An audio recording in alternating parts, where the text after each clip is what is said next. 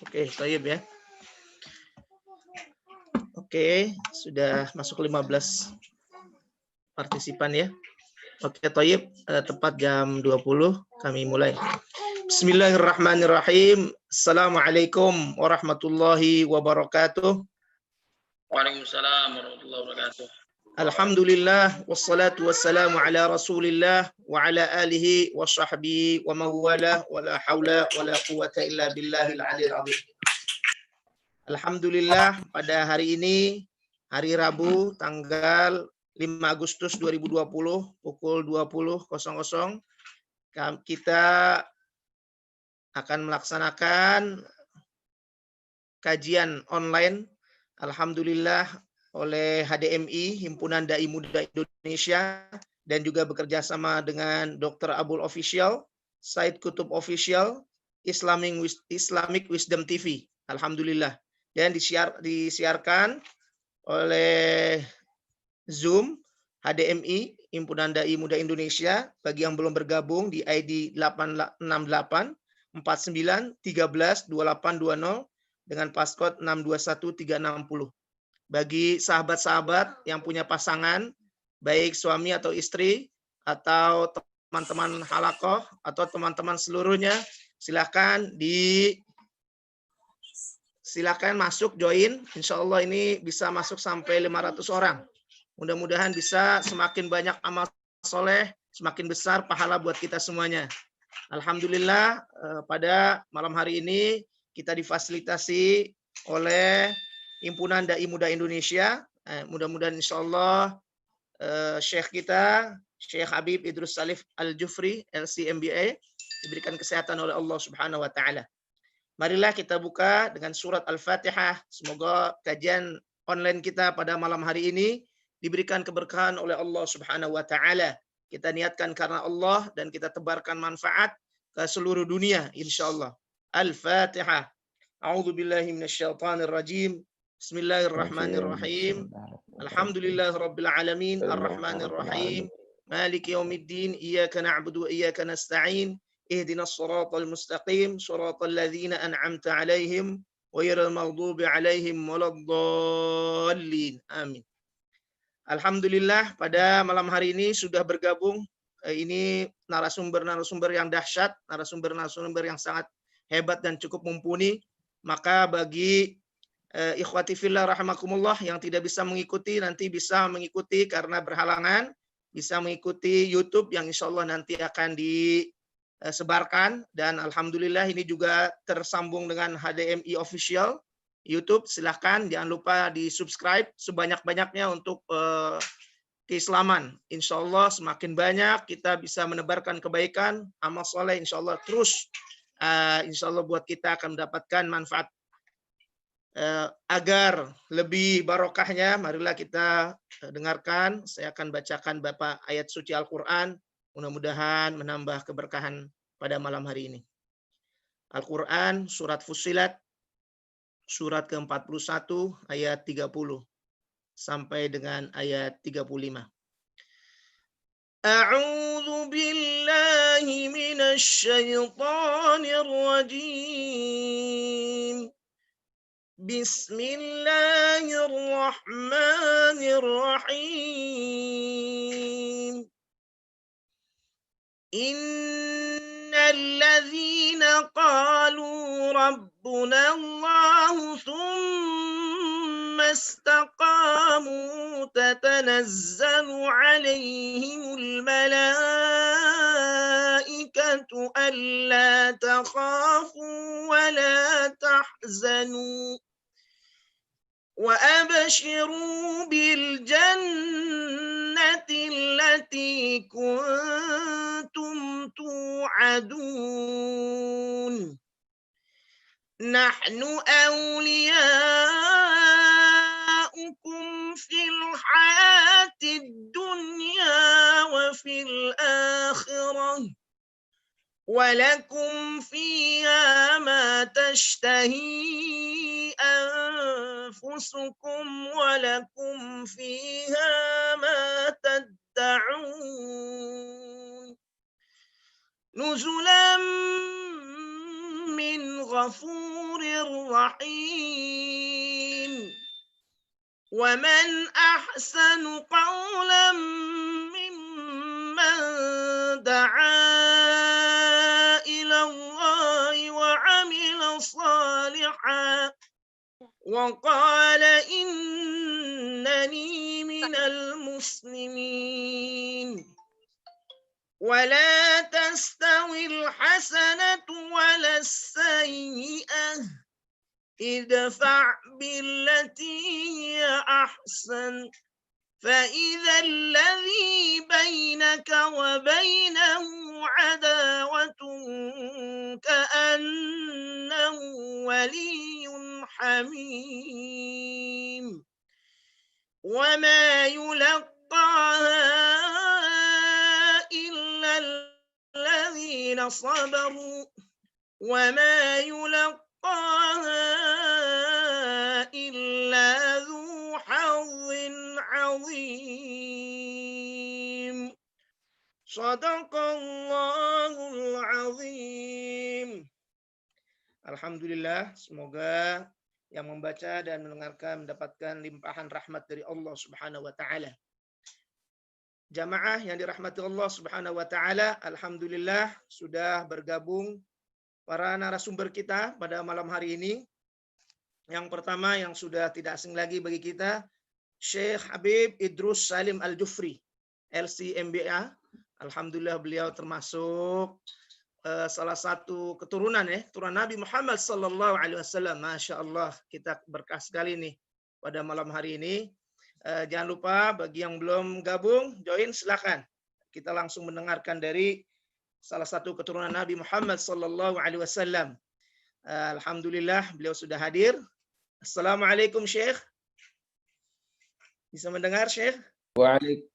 Waalaikumsalam. Doktor. Masya Allah. Doktor. Luar biasa. Barakallahu fiik. Luar biasa. Para warganet, beliau sudah tidak asing lagi ya bagi kita semuanya. Alhamdulillah. Insya Allah nanti beliau akan menyampaikan mengenai tema kita pada malam hari ini, pendidikan anak dalam Islam. Perlu diketahui beliau saat ini sangat banyak sekali amanahnya, termasuk menjadi ketua umum dari Himpunan Dai Muda Indonesia. Subhanallah, beliau juga sudah menempuh S1 di Madinah. Bagi yang ingin bertanya-tanya bagaimana pendidikan Madinah, insya Allah tafadhol langsung ke beliau. Nanti dikunjungi saja HDMI. Jangan lupa di subscribe ya. Subscribe yang banyak sampai jutaan insya Allah. Hitung sampai 3 ya. Amin. 1, 2, 3. Silakan tafadhol. Terus kemudian beliau sudah selesai S2 di Malaysia dan alhamdulillah sekarang kandidat doktor di Malaysia. Insya Allah nanti mendapatkan PhD, Philosophy of Doctor, dan insya Allah ilmunya buat manfaat buat kita semuanya. Yang kedua, insya Allah, Allah berikan. Amin ya Rabb. Berikutnya yang kedua adalah Dr. Abdul Ghani M.Hum. Alhamdulillah. Assalamualaikum, Dokter. Suaranya bisa ya. Assalamualaikum. Waalaikumsalam warahmatullahi wabarakatuh. Masya Allah.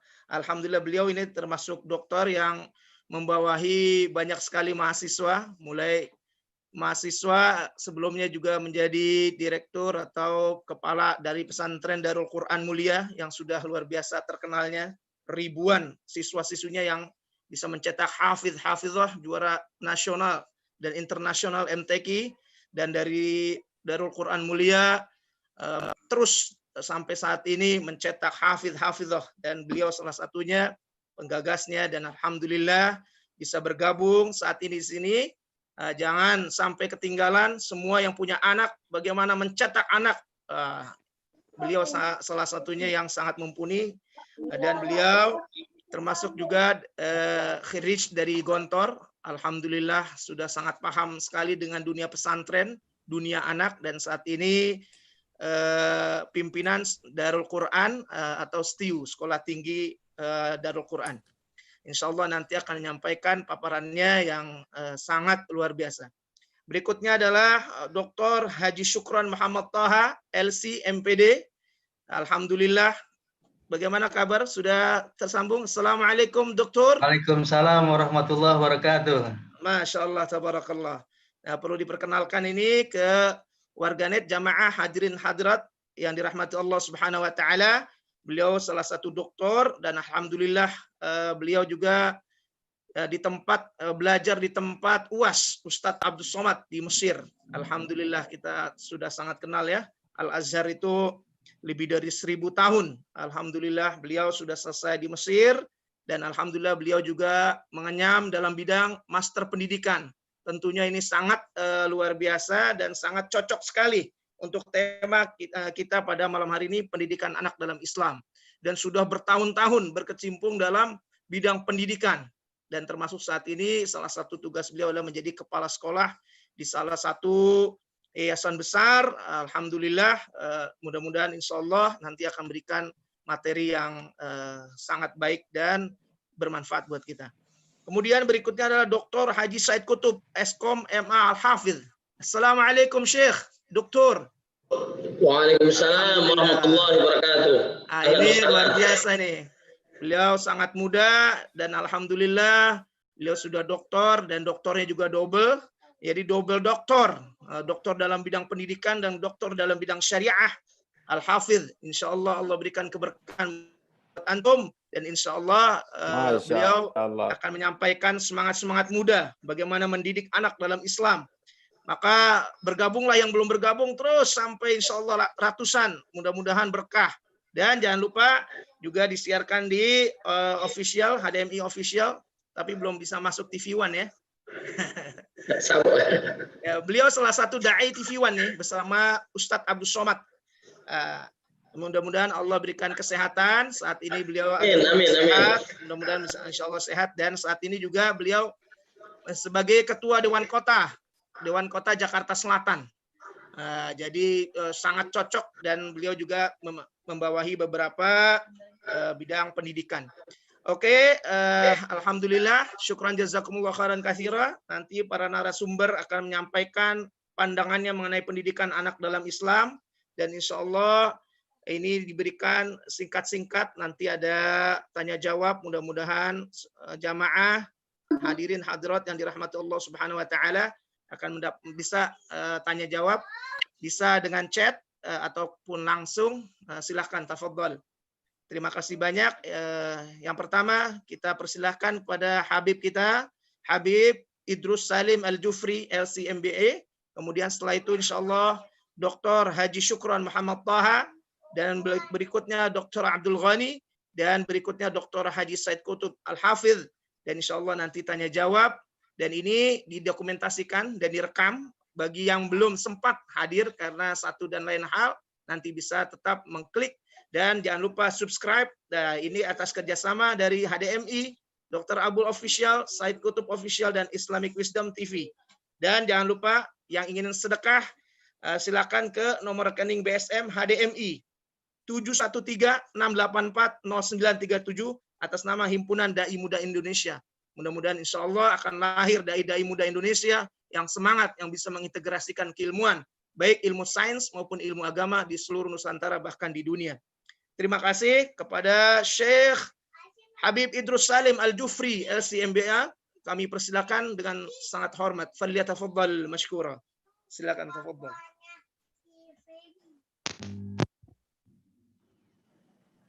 Assalamualaikum warahmatullahi wabarakatuh. Waalaikumsalam. Alhamdulillah. Alhamdulillah. Alhamdulilladzi amarna bisyukri alwalidaini wal ihsani ilaihima. Alhamdulillahilladzi an'amana bi ni'matil imani wal islam. Wassalatu wassalamu ala sayyidis sadat sayyidina wa maulana Muhammad wa ala alihi wa sahbihi salatan tatawala ala marril awqat wa tatadha'afu bi ta'aqqubi as-sa'at wa sallama tasliman katsira amma ba'd. Asyhadu an la ilaha illallah wa asyhadu anna Muhammadan 'abduhu wa rasuluhu la nabiyya wa la rasula ba'dah. Rabbi shrah li sadri wa yassir li amri wa hlul 'uqdatam min lisani yafqahu qawli. Rabbi zidni ilma warzuqni fahma wa zidni huda, amin ya rabbal alamin. Yang sama-sama kita hormati Dr. ya, Abul Ala Al-Maududi, ya, Masya Allah, beliau yang di baris terdepan kemarin di COVID-19 sampai saat ini, Masya Allah, dokter paru yang kita banggakan. Ya. Kemudian ada Dr. Abdul Ghani, ya. Kemudian ada Dr. Said Kutub, Masya Allah, dokter semua nih. Ada Dr. Syukron M. Toha, ada Dr. Abul Ala, Masya Allah, semuanya dokter kecuali Al-Fagir pribadi. Makanya anak hanya pelengkap di sini saja. Sebetulnya idza hadar al-ma batalat tayammum, kalau udah datang air maka tayamumnya batal. Jadi ane udah hanya sebagai penggembira para asatidz yang Allah cintai dan Allah rahmati. Akan tapi anak ingin mengambil keberkahan sedikit di malam hari ini. Siapa tahu share yang kita kemudian berikan pada malam hari ini bisa berguna untuk anak pribadi terutama dan yang mendengarkan. Alhamdulillah, salawat tak lupa salam kita bingkiskan kepada Nabi kita Muhammad SAW serta keluarganya, para sahabatnya dan orang-orang setia mengikuti beliau. Mudah-mudahan kita semua mendapatkan syafaat di hari kiamat nanti. Amin ya rabbal alamin. Langsung ke intinya saja. Kita semua tahu, ini anak ini kan titipan dari Allah Subhanahu wa taala. Ketika kita mendapatkan titipan dari Allah Subhanahu wa taala, maka titipan ini kita manfaatkan, ya, kita jalankan dengan sebaik-baiknya. Dan jangan pernah merasa bahwasannya anak ini milik kita. Kadang manusia punya sifat egois sehingga memiliki pemikiran bahwasannya anak milik kita. Ketika sakit kemudian mengeluh, ketika la samahallah mungkin Allah ambil nyawanya, mungkin kita sangat-sangat terpukul, bahkan tidak banyak yang dari orang tua yang kemudian terpuruk kehidupannya. Maka dari awal Islam sudah mengajarkan tentang anak, ya. Dan kita tahu bahwasannya ketika Nabi Ibrahim alaihissalam yang ketika mencapai umur 100 tahun belum mempunyai anak, maka doanya jelas sekali, Rabbi habli minas salihin. Maka nggak ada satupun dari keturunan Nabi Ibrahim, ya, yang bukan tidak ada satupun, artinya kebanyakan, ya, kebanyakan dari keturunan Nabi Allah Ibrahim itu anbiya wa rasul, termasuk Nabi kita Muhammad SAW. Karena pertama doa, ya. Kalau pengen anak-anak kita menjadi orang-orang yang soleh, maka doa dari sebelum anak itu dilahirkan. Doanya mudah sekali, doanya Nabi Ibrahim, Rabbi habli minas salihin.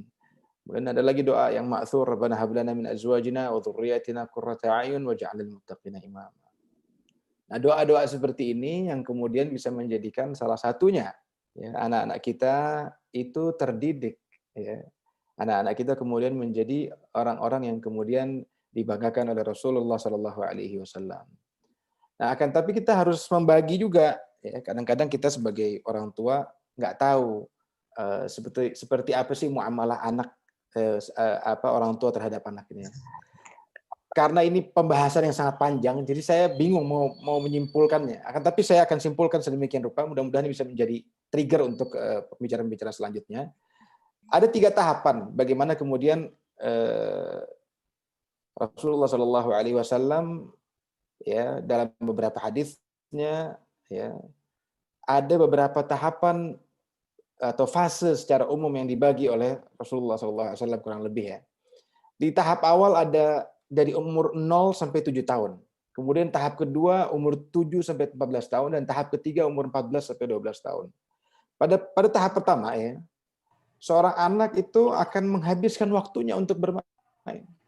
Jadi saat anak kita umur, ya, lahir sampai 7 tahun, maka pendidikan yang cocok adalah main. Ya, adalah bermain sama anak. Karena pada saat itu, fase seorang anak itu adalah dunianya bermain. Makanya kalau kita diajak main sama anak di umur anak itu 0 sampai 7 tahun, nggak mau, itu rugi besar. Karena setelah itu dia akan masuk ke fase berikutnya. Nah, ini kalau fase berikutnya saya yakin udah sulit untuk bermain lagi. Nah, walaupun masa di fase awal tadi itu 0 sampai 7 tahun itu adalah dunia bermain, tapi kita harus memberikan juga pendidikan terhadap anak, ya, yang dipantau juga oleh orang tuanya, pendidikan yang sifatnya mungkin di sekolah, PAUD dan lain sebagainya, kan, tapi kita juga diawasi oleh anak, diawasi oleh orang tuanya itu sendiri. Karena kalau tidak akan masuk ke fase berikutnya umur anak 7 sampai 14 tahun. Nah, jenis pendidikan yang ini ini seorang anak itu cocok untuk pengajaran akhlak dan tata krama. Bahkan bila perlu ada sedikit pemaksaan untuk akhlak dan tata krama. Tapi pemaksaan ini yang kemudian tidak terlalu kasar ataupun tidak terlalu keras ya. Makanya Nabi berpesan ketika anak sudah umur 10 tahun ya, diperbolehkan ketika dia nggak sholat itu untuk dipukul otomatis ya pukulan-pukulan yang tidak menyakitkan, hanya pukulan-pukulan yang kemudian pukulan sayang ya, pukulan sayang. Nah, usia ini ya diajarkan tata krama terhadap Allah Subhanahu wa taala kepada orang tua dan manusia. Dan ketika kita nggak bisa juga nih, kita akan kehilangan momen. Dan anak itu akan buru-buru masuk ke fase berikutnya. Fase umur 14 sampai 21 tahun. Ya. Dan cara mendidiknya itu juga berbeda juga ya. Jadi ada 3 cara pendidikan anak di fase-fase awal. Ketika masuk ke dalam umur 14 sampai 21 tahun itu caranya pendekatan dialogis. Makanya ketika Nabi Allah Ibrahim mendapatkan mimpi ya, qala ya abati fa'al ma tu'mar, jawabannya sang anak. Ya, ketika ditanya ya, inni ara fil manami anni azbahuk fanzur madza tara, ya katanya Nabi Allah Ibrahim dalam surat As-Saffat disebutkan bahwasannya wahai anakku, ya itu dialogis. Jadi nggak ada suruhan di situ. Wahai anakku, aku melihat dalam mimpiku bahwasanya aku menyembelihmu, bagaimana pendapatmu? Nah, itu bahasa bagaimana pendapatmu itu adalah bahasa dialogis yang kemudian dicurahkan oleh Nabi Allah Ibrahim. Dan lihat anaknya, karena pendidikan awalnya bagus, pertengahan juga oke, kemudian puncaknya ketika Nabi Allah Ibrahim memberikan pertanyaan dialogis, anak itu menjawab dengan jawaban yang takwa, jawaban yang kemudian indah. Ya. Qala ya abati fa'al ma tu'mar satajiduni insyaallah minas sabirin. Itu jelas banget bahwasannya anak ini adalah hasil daripada pendidikan awal yang baik. Jadi nggak mungkin kalau tiba-tiba anak itu menjadi baik. Makanya kurang lebih ya kalau misalnya kita ngomongin pendidikan yang baik, otomatis kita harus membutuhkan hal-hal seperti berikut ini misalnya. Contoh satu, ya, ini ada kurang lebih 3 hal. Saya nggak lama. Insya Allah dalam waktu 5-7 menit selesai insya Allah. Yang pertama itu kelembutan. Anak itu harus diberikan kelembutan. Kalau dia pengen pendidikan baik dari 0-7, 7-14, 14-21. Yang pertama itu lembut. Anak itu kalau sudah nggak lembut, bapak sama ibunya, itu otomatis dia akan menjadi orang yang kemudian antitesa daripada kelembutan tadi, yaitu kekerasan. Bukankah Rasulullah SAW saat berinteraksi dengan orang lain, saat berinteraksi dengan keluarga, ya, beliau itu innallaha yuhibbur rifqa fil amri kullihi, ya. Sesungguhnya Rasulullah SAW mencintai kelembutan dalam segala hal. Jadi kata-kata ar-rifq itu adalah lembut, ya, diartikan sebagai lembut. Bahkan di hadis lainnya Rasulullah SAW menyatakan dalam riwayat Muslim, man yuhrimur rifqa yuhrimul khair. Ya, barang siapa yang terhalangi dari kelembutan, maka dia terhalangi dari kebaikan. Kemudian di hadis lain Rasulullah SAW juga menyatakan, innar rifqa la yakunu fi syai'in illa zanah wa la yanzi'u min syai'in illa sya'nah. Ya, sesungguhnya kelembutan tidaklah berada pada sesuatu kecuali pasti menghiasinya, dan tidaklah kelembutan diambil dari sesuatu pasti merusaknya. Jadi kalau kita nggak ada kelembutan udah pasti rusak. Jadi yang pertama kali anak umur 0-7 tahun lembut. Ya, Rasulullah SAW ketika kemudian cucunya ada yang menangis, yaitu Umamah bin Abil As, ya, ketika sedang sholat, Umamah tadi ya menangis, kemudian digendong sama Rasulullah SAW, ya, disayang, ya, dipegang sama Rasulullah SAW. Kalau rukuk kemudian diletakkan Umamah tadi di sampingnya Rasulullah SAW, ya. Ketika bangun dari rukuk kemudian diangkat lagi Umamah. Ini bentuk daripada kecintaan, kelembutan Rasulullah SAW terhadap anak ataupun cucunya. Bahkan ketika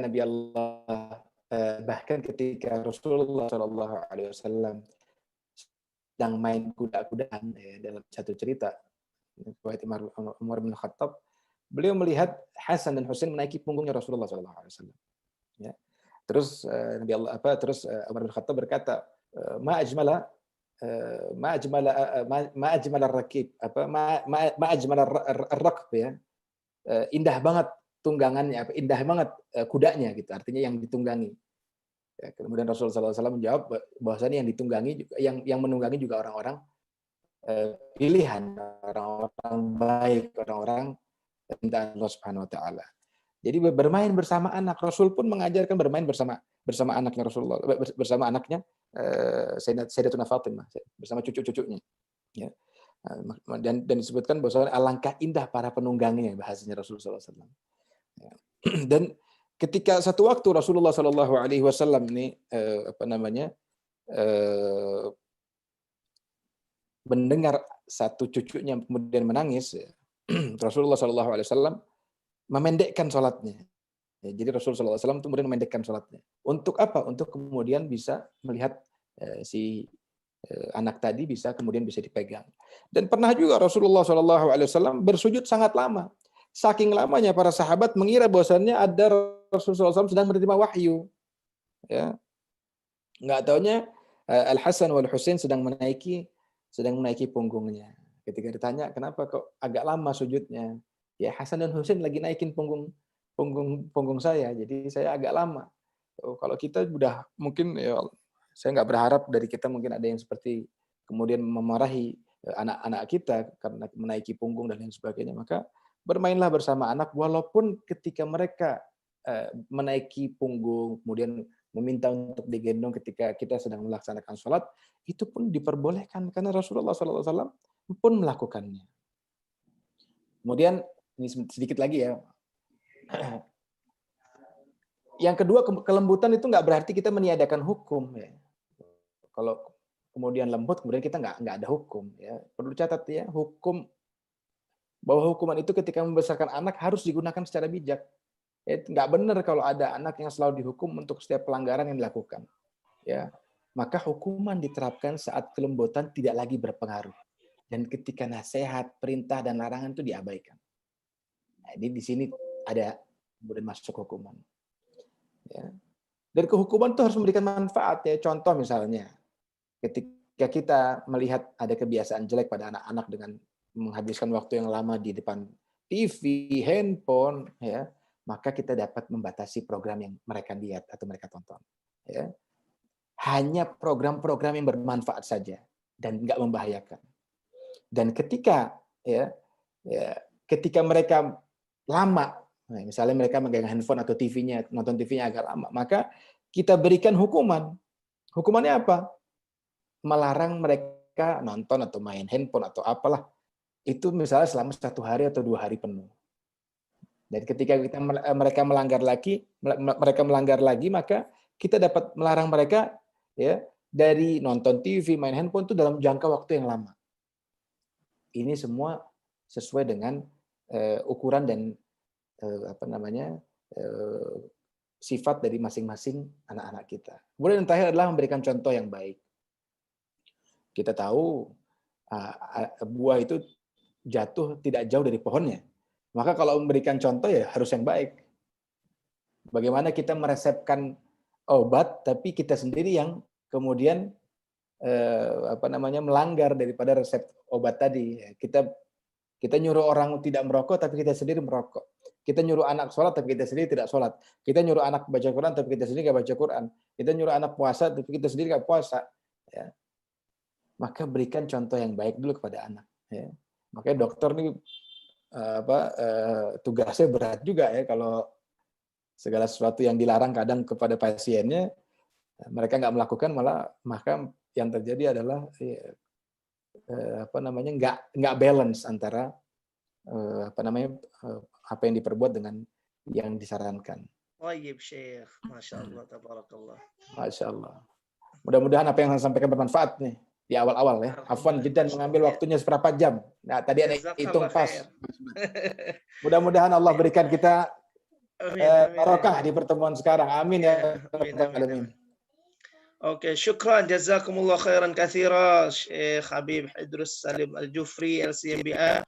Alhamdulillah luar biasa ya kita mendengarkan paparan, rasa-rasanya cepat sekali ya, luar biasa karena memang beliau sudah terbiasa memberikan motivasi dengan ilmu-ilmu beliau. Alhamdulillah. Masya Allah. Paling tidak tadi beliau katakan anak titipan, dan Nabiullah Ibrahim alaihissalam mengatakan Rabbi habli minas salihin, dan paling tidak ada 3 tahapan tadi.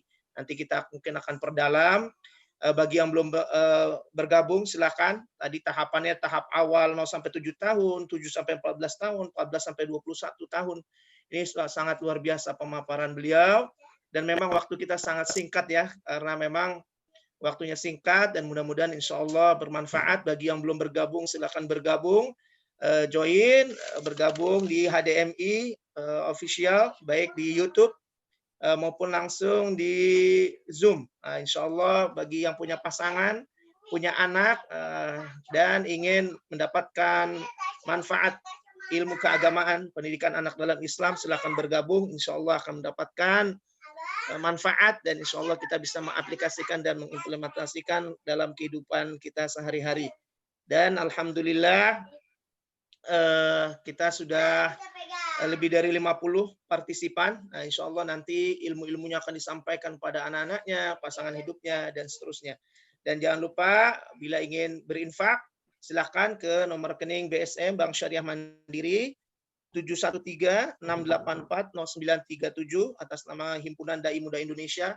Mudah-mudahan kita doakan semakin terus, semakin besar, dan menghasilkan para ilmuwan dai-dai Muslim. Selanjutnya insya Allah akan disampaikan oleh Dr.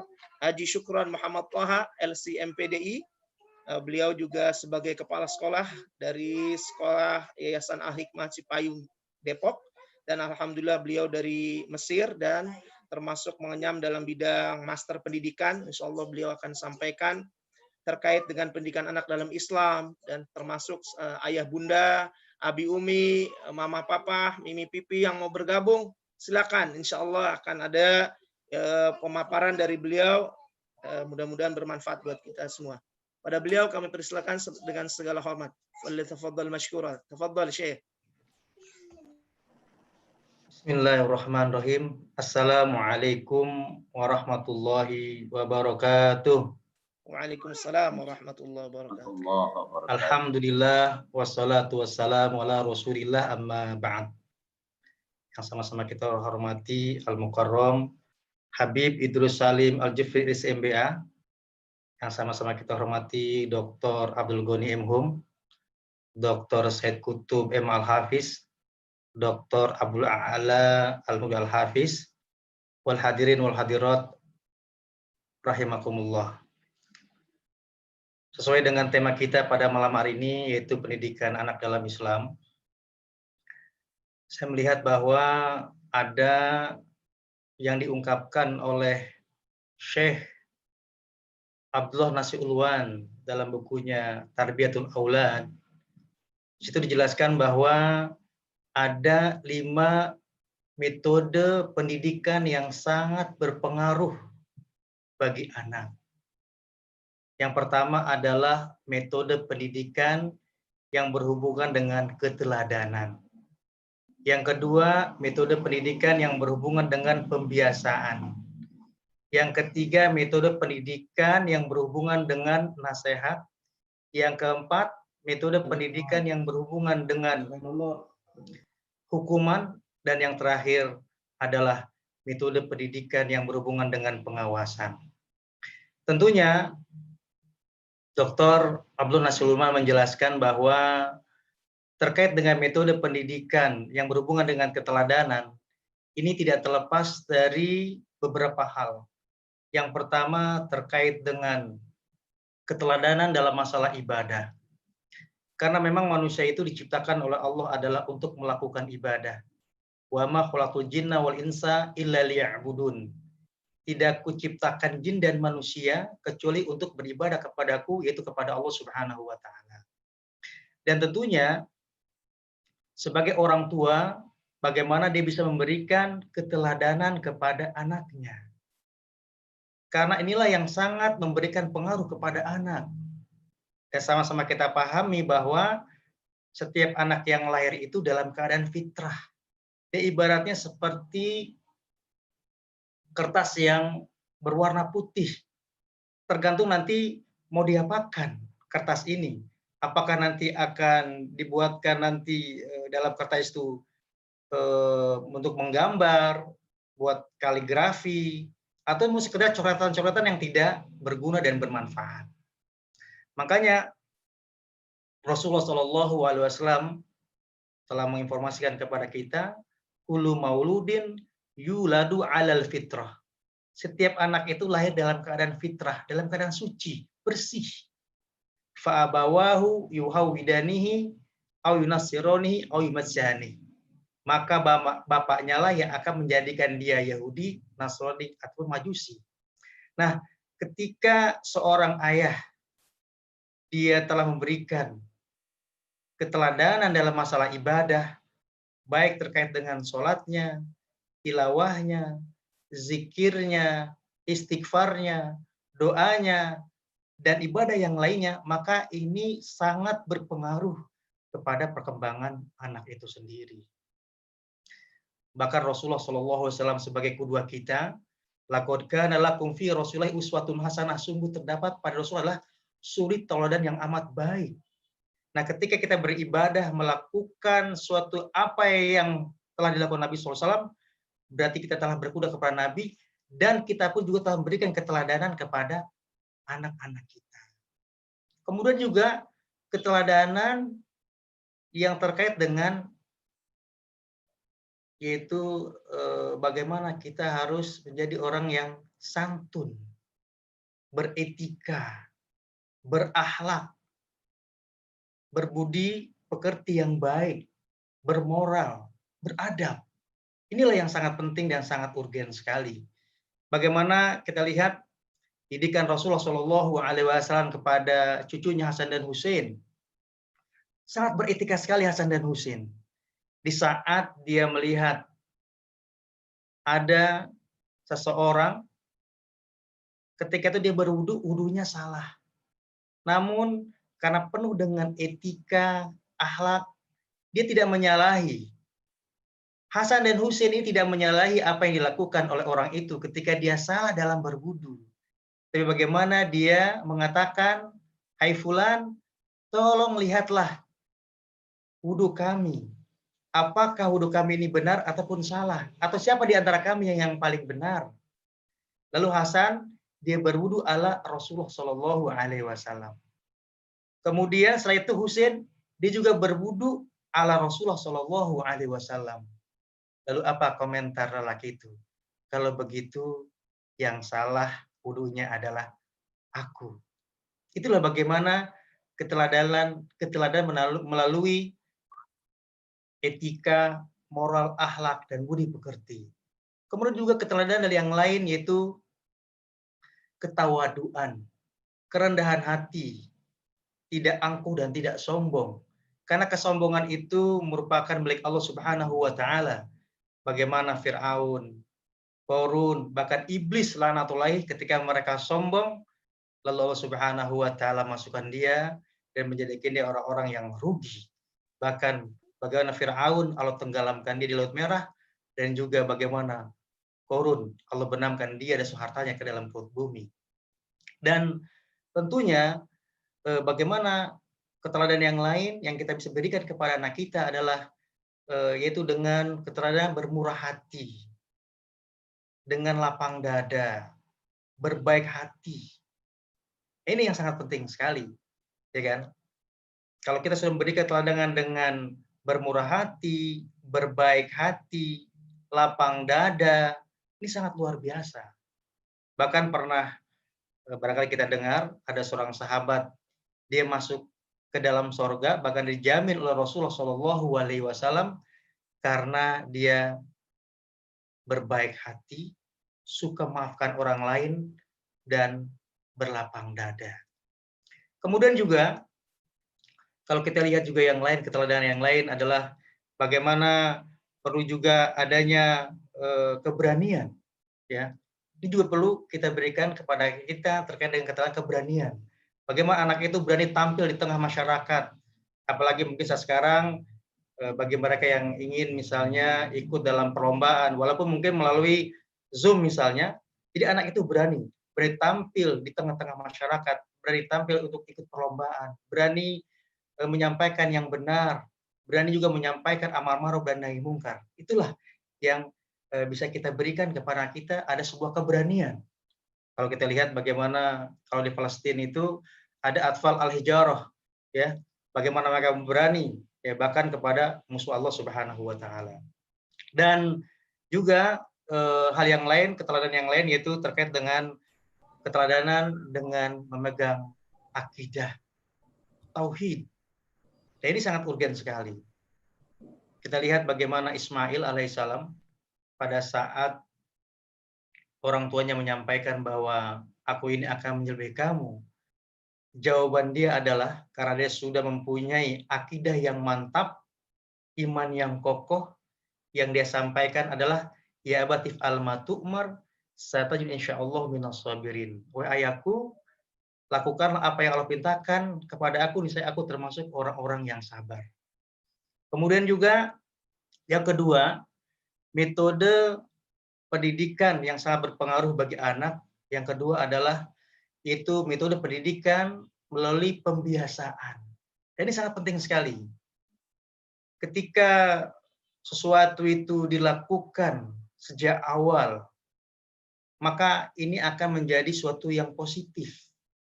Ya, suatu kebiasaan yang positif dia lakukan, maka ini akan menjadi kepribadian seseorang. Kemudian dia akan nampak pada tingkah lakunya, tutur katanya, dan cara dalam berpikirnya. Dan bagaimana orang tua seharusnya dia bisa memberikan suatu yang menjadi suatu yang dibiasakan. Mungkin pada maghrib bagaimana dia bisa biasa untuk membaca Al-Quran. Mungkin pada Isya dia membaca buku. Mungkin di malam hari dia qiyamul lail. Mungkin pada subuh misalnya dia membaca Al-Maghfurah, dia berzikir. Inilah kebiasaan-kebiasaan yang positif. Ketika anak melihatnya, maka dengan mudahnya dia akan melakukannya. Begitu pula kebiasaan-kebiasaan dalam bertutur kata, dalam berbicara, dalam menyampaikan sesuatu. Ketika yang dia sampaikan adalah sesuatu yang positif, tutur katanya manis, maka ini enak akan didengar dan akan mudah ditiru oleh anaknya, dan anaknya pun akan bertutur kata dengan perkataan yang baik. Bukankah Rasulullah Shallallahu Alaihi Wasallam bersabda, "Man kana yu'minu billahi wal yawmil akhir, falyakul khairan aw liyasmut." Barang siapa yang beriman kepada Allah dari akhir, hendaknya dia berkata yang baik, atau kalau tidak bisa maka hendaknya dia diam. Ya. Nah, kemudian selain juga metode dalam pembiasaan yang dilakukan oleh seorang ayah kepada anaknya, itu juga ada metode pendidikan yang berhubungan dengan nasihat. Ya, kalau kita lihat bagaimana Nabi Shallallahu Alaihi Wasallam telah menyampaikan kepada para sahabatnya, ad-dinun nasihah, agama adalah nasihat. Qulna liman qala lillahi wa li kitabihi wa li rasulihi wa li a'immatil muslimina wa amatihim. Agama itu adalah nasihat. Lalu para sahabat berkata, untuk siapa ya Rasulullah? Nasihat itu untuk Allah, Rasul, kitabnya, para pemimpin, dan juga kepada manusia yang lainnya. Nah, dengan metode nasihat inilah bagaimana orang tua bisa menyampaikan sesuatu yang positif kepada anaknya. Apalagi kalau kita lihat pada zaman sekarang, begitu banyak anak-anak yang miras, tawuran, melakukan pergaulan bebas, narkoba, dan perbuatan-perbuatan yang negatif yang lainnya. Justru dengan memberikan metode dengan nasihat inilah, dia akan memberikan suatu nilai yang positif kepada anak. Bahkan Luqman sendiri pernah menyampaikan kepada anaknya, ya bunayya la tusyrik billah inna syirka la dzulmun azim. Wahai anakku, janganlah Anda melakukan kemusyrikan karena kemusyrikan itu adalah dosa yang amat besar. Sekalipun juga yang sangat penting di sini adalah di samping seorang ayah, orang tua menyampaikan nasihat kepada anaknya agar anak tidak melakukan perbuatan yang tercela, tapi bagaimana orang tuanya juga bisa memberikan contoh yang terbaik. Sampai Allah mengingatkan kepada kita, atamurun nasa bil bir wa tansawna anfusakum wa antum tatluna kitab afala ta'qilun. Artinya bahwa perlu adanya contoh juga yang dilakukan orang tua kepada anaknya pada saat orang tuanya dalam menyampaikan nasihat kepada mereka. Begitu pula metode yang lain, itu metode pendidikan yang sangat berpengaruh, yaitu dengan pengawasan, adanya controlling. Apalagi pada saat sekarang ini ya, di sekolah gitu kan, melakukan PJJ, pembelajaran jarak jauh, BDR, belajar dari rumah. Terkadang ada juga anak yang nggak belajar, nggak melaksanakan tugas, tidak mengikuti PJJ, bermalas-malasan. Kadang dia tidurlah, alasan ini dan itulah. Ini terkait dengan pendidikan di sebuah sekolah, gitu kan. Tapi bagaimana ketika ada orang tua yang mengawasi, yang mengkontrol, maka inilah yang akan memberikan sesuatu yang positif kepada anaknya. Apalagi ketika orang tuanya sangat sibuk, maka controllingnya adalah dari seorang ibu. Karena ibu lebih dominan dalam melakukan pengawasan, dalam melakukan perkembangan anak, terutama pada saat dilakukannya PJJ, BDR, pembelajaran di rumah. Dan tentunya al-ummu madrasah. Ibu adalah diibaratkan seperti sekolah. Maka disitulah ada perhatian, controlling, pengawasan. Ada juga yang terkait dengan nilai-nilai yang positif. Termasuk juga tak terlepas dari pembinaan akidah, ibadah, akhlak, spiritual, sosial, dan yang lainnya. Dan yang terakhir, terkait dengan metode pendidikan yang bisa memberikan pengaruh kepada anak adalah yaitu metode pendidikan melalui hukuman. Dan Dr. Abdul Nasir Ulan menjelaskan bahwa masalah hukuman ini sebenarnya bisa berbentuk dua. Yang pertama adalah dalam bentuk psikologis, yang kedua dalam bentuk biologis. Bentuk psikologisnya adalah bagaimana orang tua bisa menunjukkan kesalahan-kesalahan anaknya dengan memberikan arahan-arahan, bimbingan-bimbingan. Yang kedua, bagaimana orang tuanya menunjukkan kesalahan anaknya dengan memberikan isyarat. Kemudian, adapun hukuman secara biologis adalah tentunya bukannya untuk menyakitkan, tapi bagaimana orang tuanya itu dalam rangka agar anak itu jera untuk tidak melakukan perbuatan yang salah tersebut. Makanya Rasulullah SAW mengatakan kepada kita, muru auladakum bisolati wahum abna'u sab'in wadribuhum 'alaiha wahum abna'u ashrin. Perintahkanlah anakmu untuk melakukan sholat di saat mereka berumur 7 tahun, dan ketika mereka sudah 10 tahun tidak mau melakukan ibadah sholat, maka pukullah anaknya itu. Namun pukulan yang dimaksud adalah pukulan yang berhubungan dengan yang tadi saya katakan, bukan biologis, yaitu pukulan yang menunjukkan kesayangan, tujuannya agar supaya anak itu jera dan tidak melakukan perbuatan yang di mana dia meninggalkan sholat. Ini saya barangkali yang saya sampaikan. Lebih maaf, boleh tapi assalamualaikum warahmatullahi wabarakatuh. Waalaikumsalam warahmatullahi wabarakatuh. Masya Allah, tabarakallah.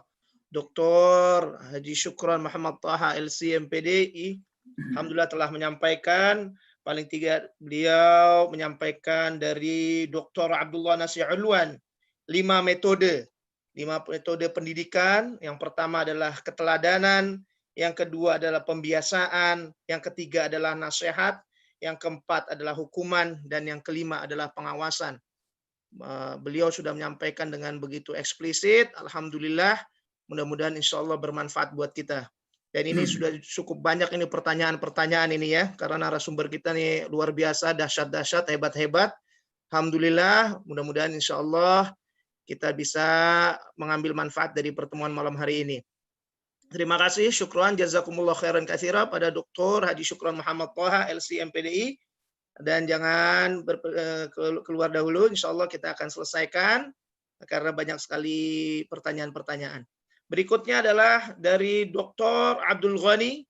Beliau adalah ketua dari STIU, di Darul Quran dan sebelumnya sebagai pengasuh di pesantren Darul Quran Mulia yang sudah kita kenal di Serpong, Puspitek Serpong, dengan murid yang cukup banyak, ribuan dari santriwan santriwati dan banyak sekali yang menjadi hafidh 30 juz yang mutqin dan juara dari nasional dan internasional, yang banyak sekali keluaran atau alumni dari sana berangkat ke luar negeri.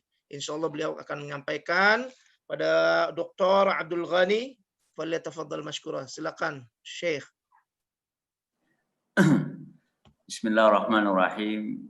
Assalamualaikum warahmatullahi wabarakatuh. Waalaikumsalam warahmatullahi wabarakatuh. Alhamdulillah wassalatu wassalamu ala Rasulillah wa ba'du. Para narasumber kita yang tadi sudah menyampaikan, Al-Habib Idrus Salim Al-Jufri, LCMBA, Dr. Syukron Haji Muhammad Toha, LC MPDI, dan qari kita Dr. Abul A'la Al-Maududi, spesialis paru, Al-Hafiz, mudah-mudahan Allah terus jaga. Dr. Said Kutub, MA Al-Hafiz, dan para asatiz semuanya yang dirahmati Allah Subhanahu wa Ta'ala. Kalau tadi sudah disampaikan pertama oleh Habib Idrus terkait dengan fase pendidikan anak, kemudian oleh Dr. Syukron terkait dengan metode bagaimana mendidik anak. Mungkin sedikit yang akan saya sampaikan terkait dengan materi apa objek materi yang kita sampaikan, skala prioritas yang perlu kita tanamkan kepada anak-anak kita, merujuk kepada apa yang Allah sampaikan dalam surat Luqman ayat 13 sampai ayat 19. Di situ ada 5 hal yang perlu kita tanamkan kepada anak-anak kita. Ini tentunya kita semua sedang berproses ya. Kita masih punya anak-anak yang masih tumbuh dan berkembang. Tentunya kita harus terus berjuang bagaimana menggali ilmu sebanyak-banyaknya, kemudian mengimplementasikan dalam proses kita mendidik anak-anak. Yang pertama di surat Luqman ayat 13, Allah Subhanahu wa Ta'ala berfirman, A'udzubillahi minasyaitonirrajim. Singkatnya adalah, Ya bunayya la tusyrik billah innasyirka la zulmun azim. Wahai anakku, kita mendapatkan beberapa ayat di dalam Al-Quran, bagaimana seorang bapak menasehati anaknya dengan lembut dan penuh kasih sayang. Ya bunayya. Poin yang pertama yang disampaikan oleh Luqman kepada anaknya adalah la tusyrik billah. Jangan melakukan kemusyrikan kepada Allah. Kenapa? Karena itu adalah zulmun azim. Kezaliman yang azim. Ini kata-kata azim ini adalah sifat yang dinisbatkan kepada Allah. Nah, ketika ada orang berbuat kemusyrikan, kezolimannya itu kezoliman yang paling tinggi dengan kata azim. Kita juga mendapatkan bagaimana Allah memuji akhlaknya Nabi. Wa innaka la'ala khuluqin azim. Puncak dari akhlak. Azim ini menunjukkan topnya, yang paling tinggi. Maka orang yang melakukan kemusyrikan, dia melakukan kezaliman yang paling tinggi. Kenapa? Karena dia melakukan kezaliman kepada Allah Subhanahu wa Ta'ala. Itu yang pertama. Kemudian yang kedua adalah anishkurli wali walidayka. Bersyukur kepada Allah dan bersyukur kepada kedua orang tua. Yang sebelumnya diawali dengan mengingat betapa luar biasanya perjuangan seorang ibu ketika mengandung dan seterusnya, maka sebagai bentuk syukurnya adalah berbakti kepada keduanya. Jadi betapa berbakti kepada orang tua ini posisinya setelah meluruskan akidah seorang anak kepada Allah. Jadi yang pertama adalah jangan melakukan kemusyrikan, kemudian yang kedua berbakti kepada orang tua. Dan ini luar biasa. Kebetulan saya atas izin Allah Subhanahu wa taala pernah tinggal di Cina selama 3 bulan, kemudian di Yunani selama 1 bulan. Ada fenomena yang menarik bahwa sepasang suami dan istri itu banyak yang tidak menginginkan kehadiran seorang anak. Kenapa? Karena mereka mengatakan nanti saya kalau sudah tua akan ditaruh di panti jompo, kemudian mereka asik menggunakan harta warisan yang saya berikan, saya ditinggalkan begitu saja. Jadi mereka nggak ingin punya anak. Kenapa? Karena tidak ada bakti yang nantinya akan hadir ketika mereka sudah tua. Dan kalau di luar sana, berbeda dengan di Indonesia. Kalau di Indonesia, mobil yang paling laris adalah model mobil keluarga. Yang isinya bisa 3 row, kemudian bisa diisi sampai 7-8 orang. Tapi kalau di Yunani, itu mobil yang paling laris hanya mobil sepasang suami istri. Jadi tidak ada yang sampai 2 atau 3 row. Cuma berdua sepasang suami istri. Jadi dalam masalah kendaraan saja sudah merepresentasikan bagaimana kaitannya dengan nilai-nilai kekeluargaan. Itu yang kedua. Bahkan saking Islam memerintahkan seorang anak berbakti kepada orang tua, sekalipun kedua orang tuanya kufur kepada Allah, tetap mereka diminta wasahibuhuma fid dunya ma'rufah. Perlakukan keduanya dengan baik. Kemudian yang ketiga, di ayat 16 di situ Allah Subhanahu wa taala menyampaikan bagaimana Luqman menasihati anaknya.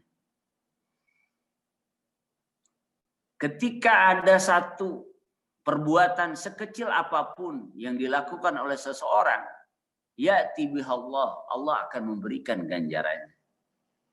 Kebaikan sekecil apapun ada ganjarannya, keburukan sekecil apapun ada hukumannya. Nah, ini satu tingkat atau seseorang sudah pada level ihsan ketika mereka merasa diawasi oleh Allah Subhanahu wa taala. Nah, di poin ketiga ini kita tanamkan kepada anak-anak kita, bukan kalau tadi Dr. Syukron menyampaikan ada pengawasan, tapi lebih dari itu. Kalau bisa yang diminta oleh Allah di dalam Al-Qur'an berdasarkan nasihat Luqman adalah pengawasan Allah Subhanahu wa taala. Al-ihsan, an ta'budallaha ka'annaka tarahu fa illam takun tarahu fa innahu yaraka. Nah, kalimat yang perlu digarisbawahi adalah fa innahu yaraka, menanamkan bahwa Allah selalu melihat. Karena kita nggak mungkin mengawasi anak 24 jam. Bahkan di satu rumah pun kita tidak tahu apa yang sedang dilihat oleh anak-anak kita. Maka menghadirkan perasaan diawasi oleh Allah itu menjadi sangat penting. Kemudian yang keempat, ya bunayya aqimis shalah. Nah, ini salat menjadi hal yang sangat penting sebagai ibadah prioritas. Salat adalah amal yang paling strategis. Yang pertama kali dihisab sampai diumpamakan salat itu seperti kita mandi 5 kali sehari. Begitu Nabi mengumpamakan. Ketika kamu mandi 5 kali sehari, wahai para sahabat, apakah masih ada kotoran? Para sahabat menjawab tidak. Nah, begitulah sholat 5 waktu. Dia membersihkan kita dari dosa dan kesalahan. Karena memang dosa dan kesalahan itu seperti debu. Yang tidak mungkin kita hindari 100%. Tapi terus kita cuci dengan sholat. Kemudian dalam rangkaian ayat 17 tadi juga ada perintah wa'mur bil ma'rufi wanha 'anil munkar wasbir 'ala ma asabak. Ada amar ma'ruf nahi munkar sebagai syarat khairu ummah, kemudian ada sabar. Nah ini amal prioritas yaitu sholat. Kemudian yang terakhir, warganet yang dirahmati Allah Subhanahu wa taala adalah penanaman akhlak. Di situ Allah Subhanahu wa taala menggarisbawahi atau menyebutkan nasihat Luqman kepada anaknya, wala tusair khaddaka linnas. Jangan sombong. Nah, sombong di situ dibuat dalam bentuk metafor, jangan kau palingkan wajahmu dari orang lain. Kemudian ada lagi wala tamshi fil ardi maraha, jangan berjalan di atas bumi ini sombong. Innallaha la yuhibbu kulla mukhtalin fakhur, Allah tidak menyukai. Nah, ini ada beberapa poin yang sangat strategis. Yang pertama adalah penanaman akidah, yang kedua penanaman bagaimana anak bisa berbakti kepada orang tua. Kemudian yang ketiga, bukan hanya anak khawatir atau merasa takut kalau diawasi oleh orang tua, lebih dari itu adalah menghadirkan perasaan muraqabatullah bahwa Allah selalu mengawasi. Kemudian yang keempat adalah menjaga sholat, menegakkan sholat sebagai barometer kesuksesan di akhirat. Kemudian yang terakhir adalah bersikap rendah hati, salah satu akhlak yang paling mulia. Mungkin ini sebagai tambahan materi yang perlu disampaikan untuk anak-anak kita. Jazakumullah khairan. Assalamualaikum warahmatullahi wabarakatuh. Waalaikumsalam warahmatullahi wabarakatuh. Alhamdulillah, syukran jazakumullah khairan katsira pada Dr. Abdul Ghani yang sudah menyampaikan tadi materi mengenai pendidikan anak dalam Islam, yang sedikit kami ringkas, yaitu mengenai Al-Quran, surat Luqman ayat 13 sampai 19. Setidaknya ada 5 poin. Yang pertama mengenai akidah, jangan melakukan kemusyrikan atau kepada Allah Subhanahu wa taala. Yang kedua, senantiasa bersyukur kepada Allah dan kepada kedua orang tua. Dan yang ketiga, menghadirkan perasaan muraqabatullah, selalu diawasi oleh Allah Subhanahu wa taala. Yang keempat adalah mendirikan salat, dan yang kelima adalah penanaman akhlak, termasuk jangan melakukan kesombongan di muka bumi. Jazakumullah khairan katsira, ini sangat luar biasa materinya. Dan sampai tibalah kita pada materi yang terakhir, yang bagi yang belum mencatat ataukah menulis atau menyiapkan alat tulisnya, silahkan. Mudah-mudahan insya Allah ada yang bisa bermanfaat, ada pengaruhnya pertemuan kita pada malam hari ini insya Allah. Dan alhamdulillah ini sudah banyak sekali partisipan, banyak dari Bekasi, Cibubur, Karawang, Tangerang, Magelang, bahkan dari Magelang juga ada, alhamdulillah turut hadir. Dan alhamdulillah turut hadir juga pembina dari Himpunan Dai Muda HDMI, alhamdulillah Al-Ustadz Dr. Fahmi Rusdi, insyaallah mudah-mudahan beliau segera selesai doktor, LC SHMA, alhamdulillah hadir. Mungkin kita bisa sapa. Assalamualaikum Al-Ustadz, kaifa haluk? Masya Allah, mungkin beliau sedang sibuk. Jazakumullah khairan katsira juga kepada, ini ada dari Bekasi, salah satu juga dari keluarga kami, Ibu Mami Haja Lela Sugiyarti dengan Amu Giat dan istri serta keluarga, alhamdulillah ikut bergabung. Dan ada juga tadi sempat Dr. Rifki Zulfikar yang sedang residen bedah, alhamdulillah beliau sudah punya anak, mungkin ingin anak menjadi hafidhah, sehingga beliau ikut menyimak pada malam hari ini. Ya, kepada Ustadz Dr. Haji Said Kutub, MA Al-Hafidh, pada beliau kami persilakan. Tafadhol. Bismillahirrahmanirrahim. Assalamualaikum warahmatullahi wabarakatuh. Alhamdulillah rabbil alamin. Asyhadu an la ilaha illallah wahdahu la syarika lah. Asyhadu anna Muhammadan abduhu wa rasuluh. Allahumma salli wa sallim wa barik ala sayyidina Muhammadin wa ala alihi wa sahbihi ajma'in, amma ba'd. Faqala Allah ta'ala fil Qur'anil Karim, a'udzu billahi minasy syaithanir rajim, bismillahirrahmanirrahim. Ya ayyuhalladzina amanu taqullaha haqqa tuqatih wa la tamutunna illa wa antum muslimun. Shadaqallahul azim. Wa qala an-nabiy sallallahu alaihi wasallam, man salaka tariqan yaltamisu fihi 'ilman sahalallahu lahu bihi tariqan ilal jannah, rawahu Muslim. Masyarul muslimin rahimakumullah, para hadirin yang saya muliakan, dan yang paling utama yang sama-sama kita muliakan guru-guru kita, Al-Ustadz Habib Idrus Salim Al-Jufri LCMBA, Al-Ustadz Kiai Haji Dr. Abdul Ghani M. Hum, Al-Ustadz Kiai Haji Dr.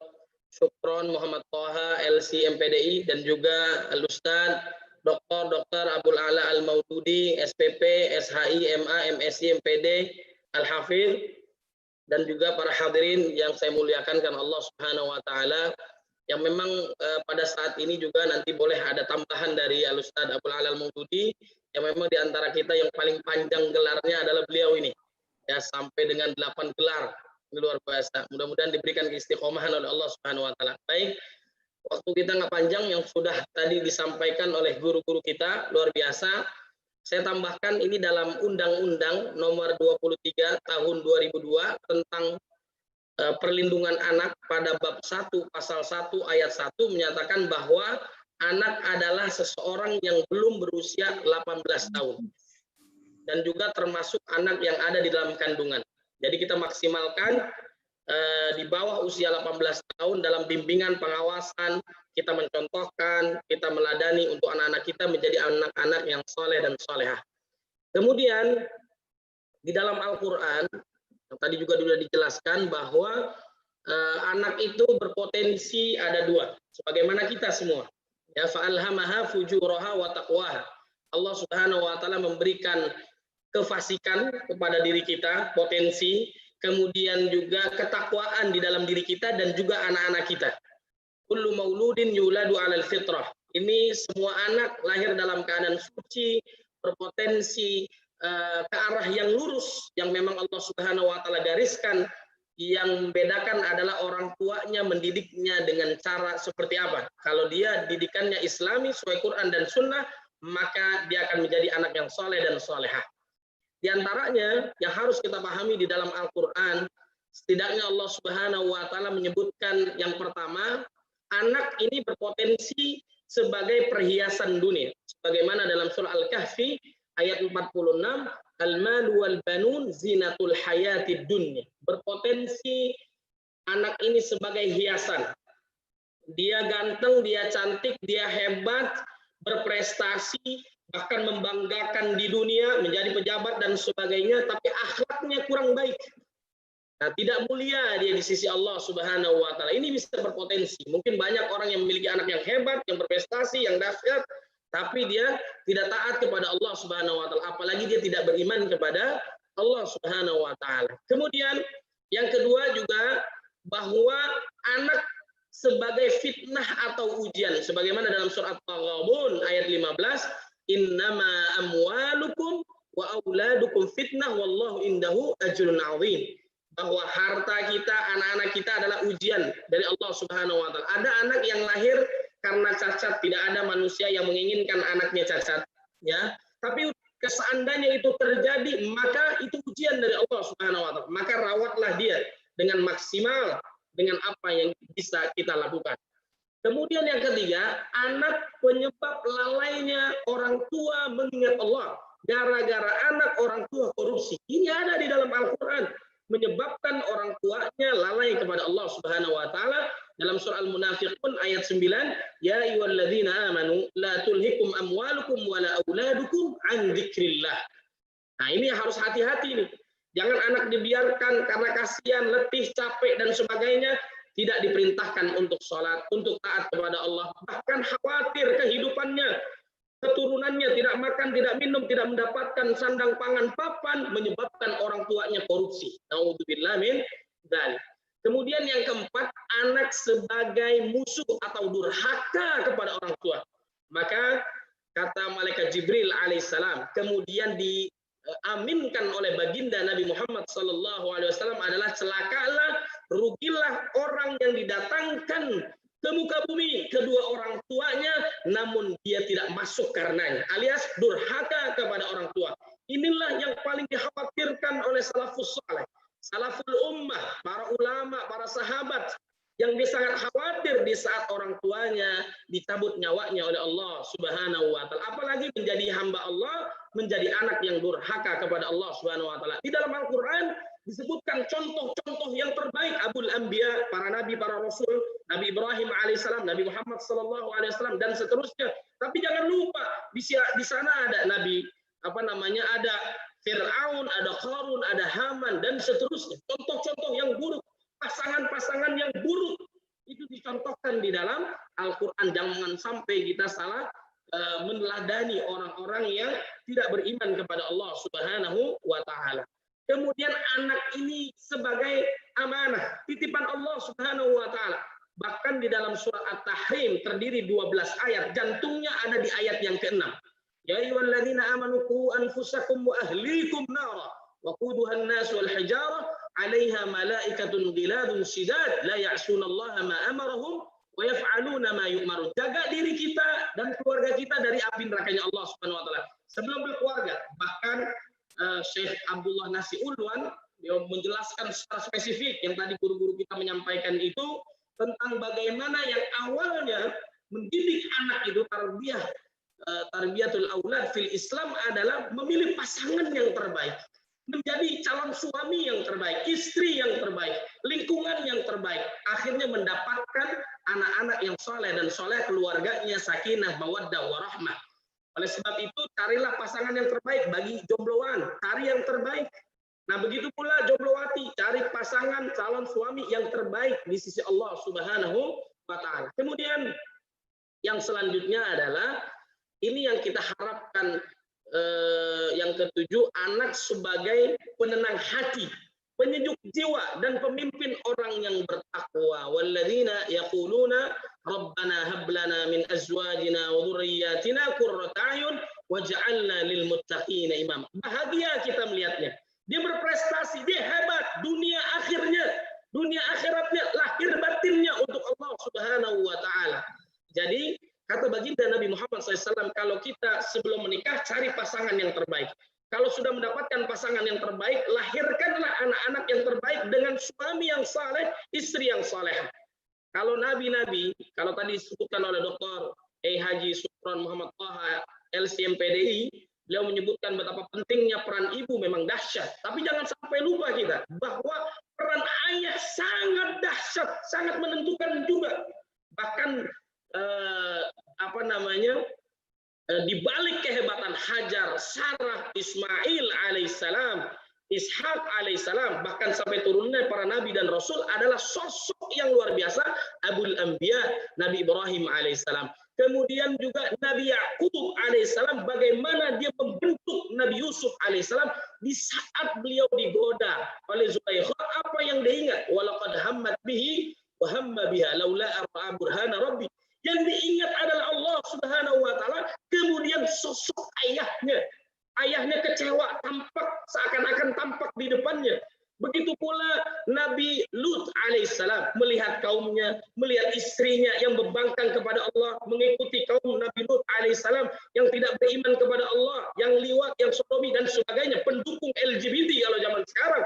Qala law anna li quwwatan aw awi ila ruknin syadid. Seandainya aku mempunyai kekuatan, seandainya aku mampu menjaga keluargaku, niscaya tidak akan bermasalah nantinya. Makanya suami yang saleh, istri yang solehah melahirkan generasi yang taat kepada Allah Subhanahu wa taala. Inilah yang kita harus siapkan ini semua. Sebelum menikah, ujian harta tahta wanita, kemudian di saat mendapatkan seorang suami dan seorang istri, ujian dari Allah tidak mendapatkan anak, maka berdoa kepada Allah Subhanahu wa taala. Qala rabbi habli minas salihin, rabbi habli min ladunka dzurriyyatan thayyibah innaka sami'ud du'a.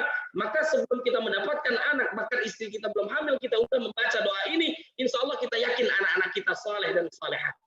Kemudian di saat mendapatkan anak diuji lagi oleh Allah Subhanahu wa taala. Mampukah kita menjadi orang tua yang taat kepada Allah dan menjadi teladan di keluarga kita? Bahkan Nabi mengingatkan khairukum li ahlihi wa ana khairukum li ahli. Sebaik-baik kalian adalah untuk keluarga kalian dan aku adalah orang yang paling terbaik untuk keluargaku. Jadi kita bukan hanya serius dalam membangun keluarga kita dengan pendidikannya, kemudian dalam ibadahnya, dalam keteladanannya, bukan hanya urusan dunia, tapi juga urusan akhiratnya. Bahkan akhlak kita, kata ulama, bahkan akhlak kita yang paling utama, harta kita yang paling utama,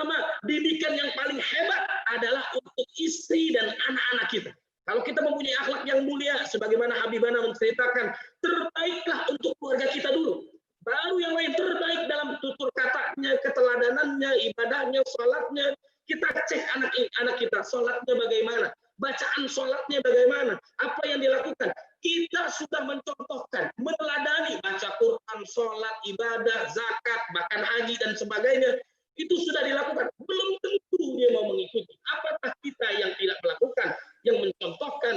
Na'udzubillah min dzalik. Mudah-mudahan Allah ampuni dosa kita dan Allah menjadikan kita menjadi keluarga yang saleh dan salehah, sakinah, mawaddah, warahmah. Wallahu a'lam. Baik, syukran, jazakumullah khairan katsira pada Dr. Haji Said Qutb, MA Al-Hafidh, yang telah menyampaikan begitu gamblang mengenai pendidikan anak dalam Islam, termasuk tadi menurut Undang-Undang nomor 23 bab 1 pasal 1 anak, termasuk anak adalah di bawah usia 18 tahun. Nah, biasanya memang kalau kami di kedokteran biasanya di bawah 18 tahun ditangani oleh spesialis anak. Kemudian tadi anak disampaikan bahwa anak menjadi hiasan, anak bisa menjadi fitnah atau ujian, anak juga bisa menyebabkan orang tua lalai, dan juga anak bisa menjadi amanah. Terima kasih sudah disampaikan oleh narasumber kita yang cukup dahsyat. Dari pertama kita tidak terasa, alhamdulillah sudah menemani lebih dari 1 jam. Yang disampaikan oleh Syekh Habib Idrus Salim Al-Jufri LCMBA, 3 tahapan tadi anak, kemudian Dr. Abdul Ghani yang sudah menyampaikan Quran Surat Luqman, dan Dr. Haji Syukron sudah menyampaikan 5 metode pendidikan menurut Dr. Abdullah Nasir Ulwan, dan Dr. Haji Said Qutb sudah menyampaikan tadi mengenai anak menjadi hiasan dan seterusnya. Nah, dan ini cukup banyak pertanyaan dan mudah-mudahan insya Allah bila pertanyaan tidak terjawab, mudah-mudahan insya Allah kita lain kesempatan kalau ada umur panjang, insya Allah mudah-mudahan secara global disampaikan oleh para narasumber, dan memang cukup banyak diberikan pertanyaan, dan insya Allah nanti akan ada rekamannya bisa dibuka di HDMI official. Dan ini atas bergabung juga kerjasama dengan Dr. Abul Official, Said Qutb Official, dan Islamic Wisdom TV. Jangan lupa di like, komen, dan subscribe sebanyak-banyaknya untuk keislaman dan untuk menebar manfaat, terutama juga HDMI, Himpunan Dai Muda Indonesia.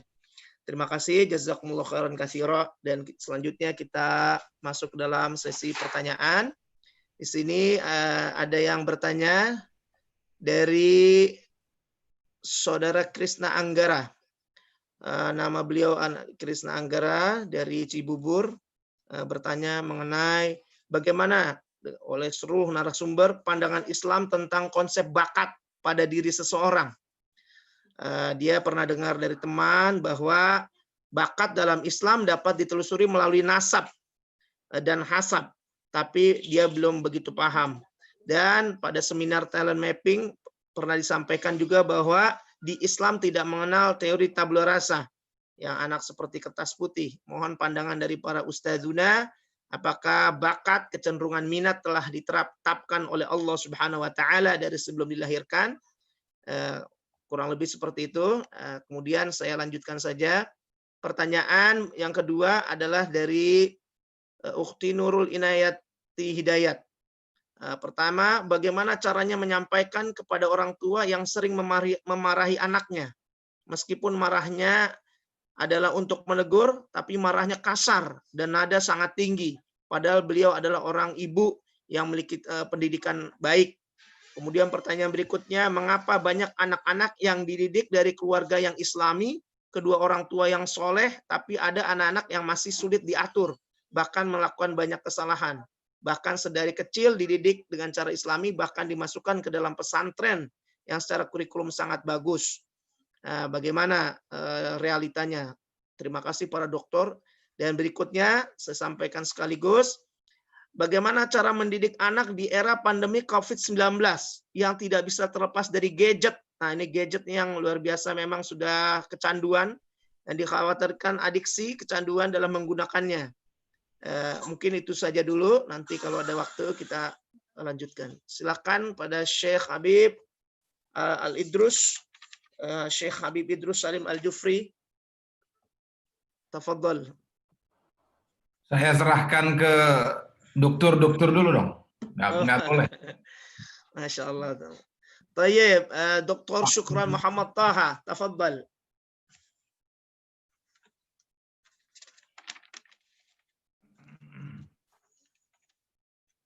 Itu bisa dilihat juga di chatnya ya. Silakan. Ya, bismillahirrahmanirrahim. Assalamualaikum warahmatullahi wabarakatuh. Waalaikumsalam warahmatullahi wabarakatuh. Ya, saya sedikit saja dalam memberikan jawaban, nanti mungkin para dakatir yang bisa menambahkan. Ini terkait dengan masalah bakat ya. Ya memang suatu itu nggak mungkin bisa terjadi atau ditempuh kecuali dengan adanya usaha. Kalau kita kembali ke ayat Al-Quran, innallaha la yughayyiru ma biqaumin hatta yughayyiru ma bi anfusihim. Sesungguhnya Allah tidak akan merubah satu kaum sampai dia sendiri yang mau merubahnya. Jadi yang terpenting ini adalah ada usaha, ada motivasi, ada dorongan. Apalagi kalau kita kembali ada satu ungkapan, lantal ilma illa bisitatin ya. Kalian tidak akan mendapatkan ilmu kecuali dengan 6 hal, 6 perkara. Itu ada yang namanya zakain, kecerdasan, ada hirsin, kesemangatan, ada mursyid, ada gurunya, pembimbingnya, kemudian ada bulghatin, ada dananya, kemudian juga ada tul zaman, waktunya lama gitu kan. Nah ini ibaratnya seperti sebuah pisau. Kalau pisau itu dibiarkan dia akan tumpul. Tapi kalau pisau itu setelah dipakai diasah, maka dia akan menjadi tajam, ya kan? Pernah ada satu kisah, sebagaimana kita pahami ya, bagaimana ada seorang ulama besar, Ibnu Hajar Al-Asqalani, ya dia termasuk, kita lihat ya, bagaimana perjuangan yang sangat luar biasa, dengan kegigihannya, kesemangatannya, sampai dia menjadi seorang ulama besar, gitu kan? Jadi kalau kita lihat di sini memang yang penting adalah adanya usaha, ikhtiar, doa, kesemangatan, ya tentunya tidak lupa bimbingan dari para guru, gitu kan. Kemudian doa dari orang tua. Kalau ini semua sudah diupayakan, diusahakan dengan semangat manjada wajad, insya Allah gitu kan akan Allah berikan.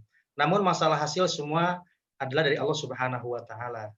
Ya, yang penting ada ikhtiar, ada usaha, ada motivasi, ada kesemangatan. Ini yang perlu diperhatikan. Di samping juga apa yang kita pelajari juga sesuai juga. Jangan sampai yang kita pelajari adalah ilmu yang tidak bermanfaat. Tentunya seperti itu. Mungkin jawaban saya sederhana seperti itu. Yang jelas seseorang itu bisa akan berubah, termasuk juga bakat tadi juga bisa akan berubah. Dia akan bisa sampai pada apa yang diinginkan, diharapkan ketika memang ada sebuah kesungguhan, ikhtiar dan doa. Mungkin barangkali jawaban singkat saya seperti itu. Wallahu bishawab. Ya, silakan. Ya, Dr. Abdul Ghani, tafadhal. Ya, Singkat saja mungkin.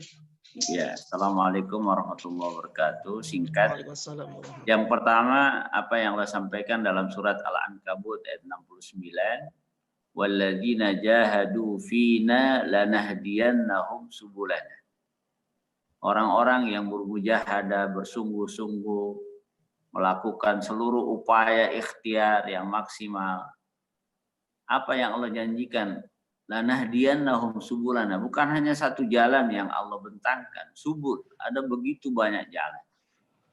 Ada jalan keluar yang Allah berikan luar biasa.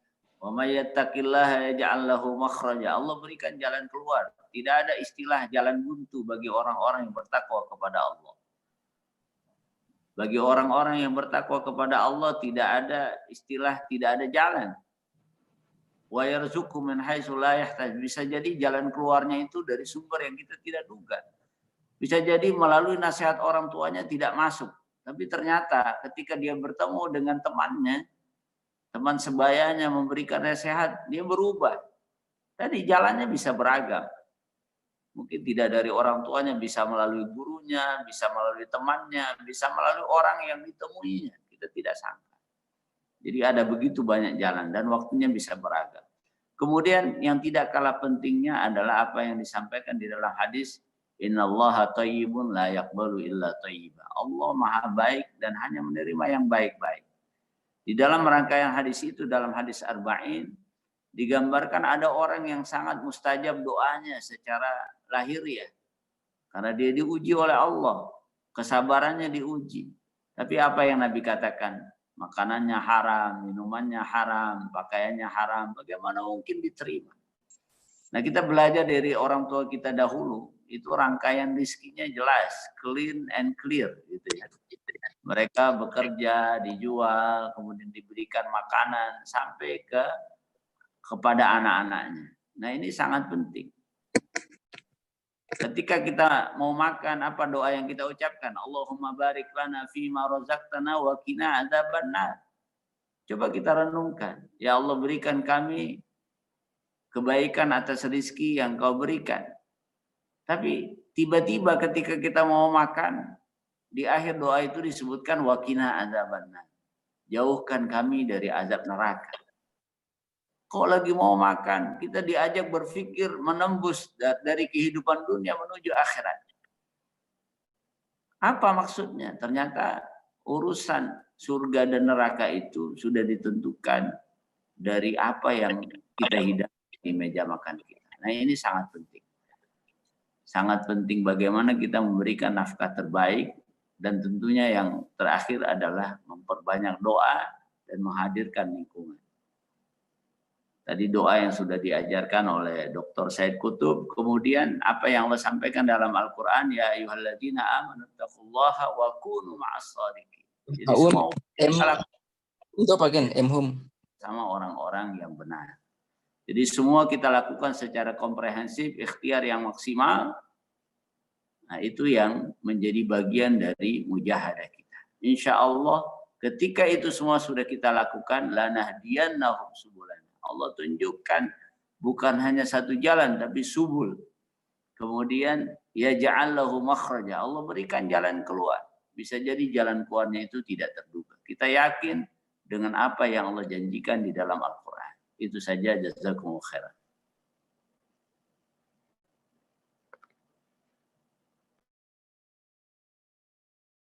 Thayyib, jazakumullah khairan katsira.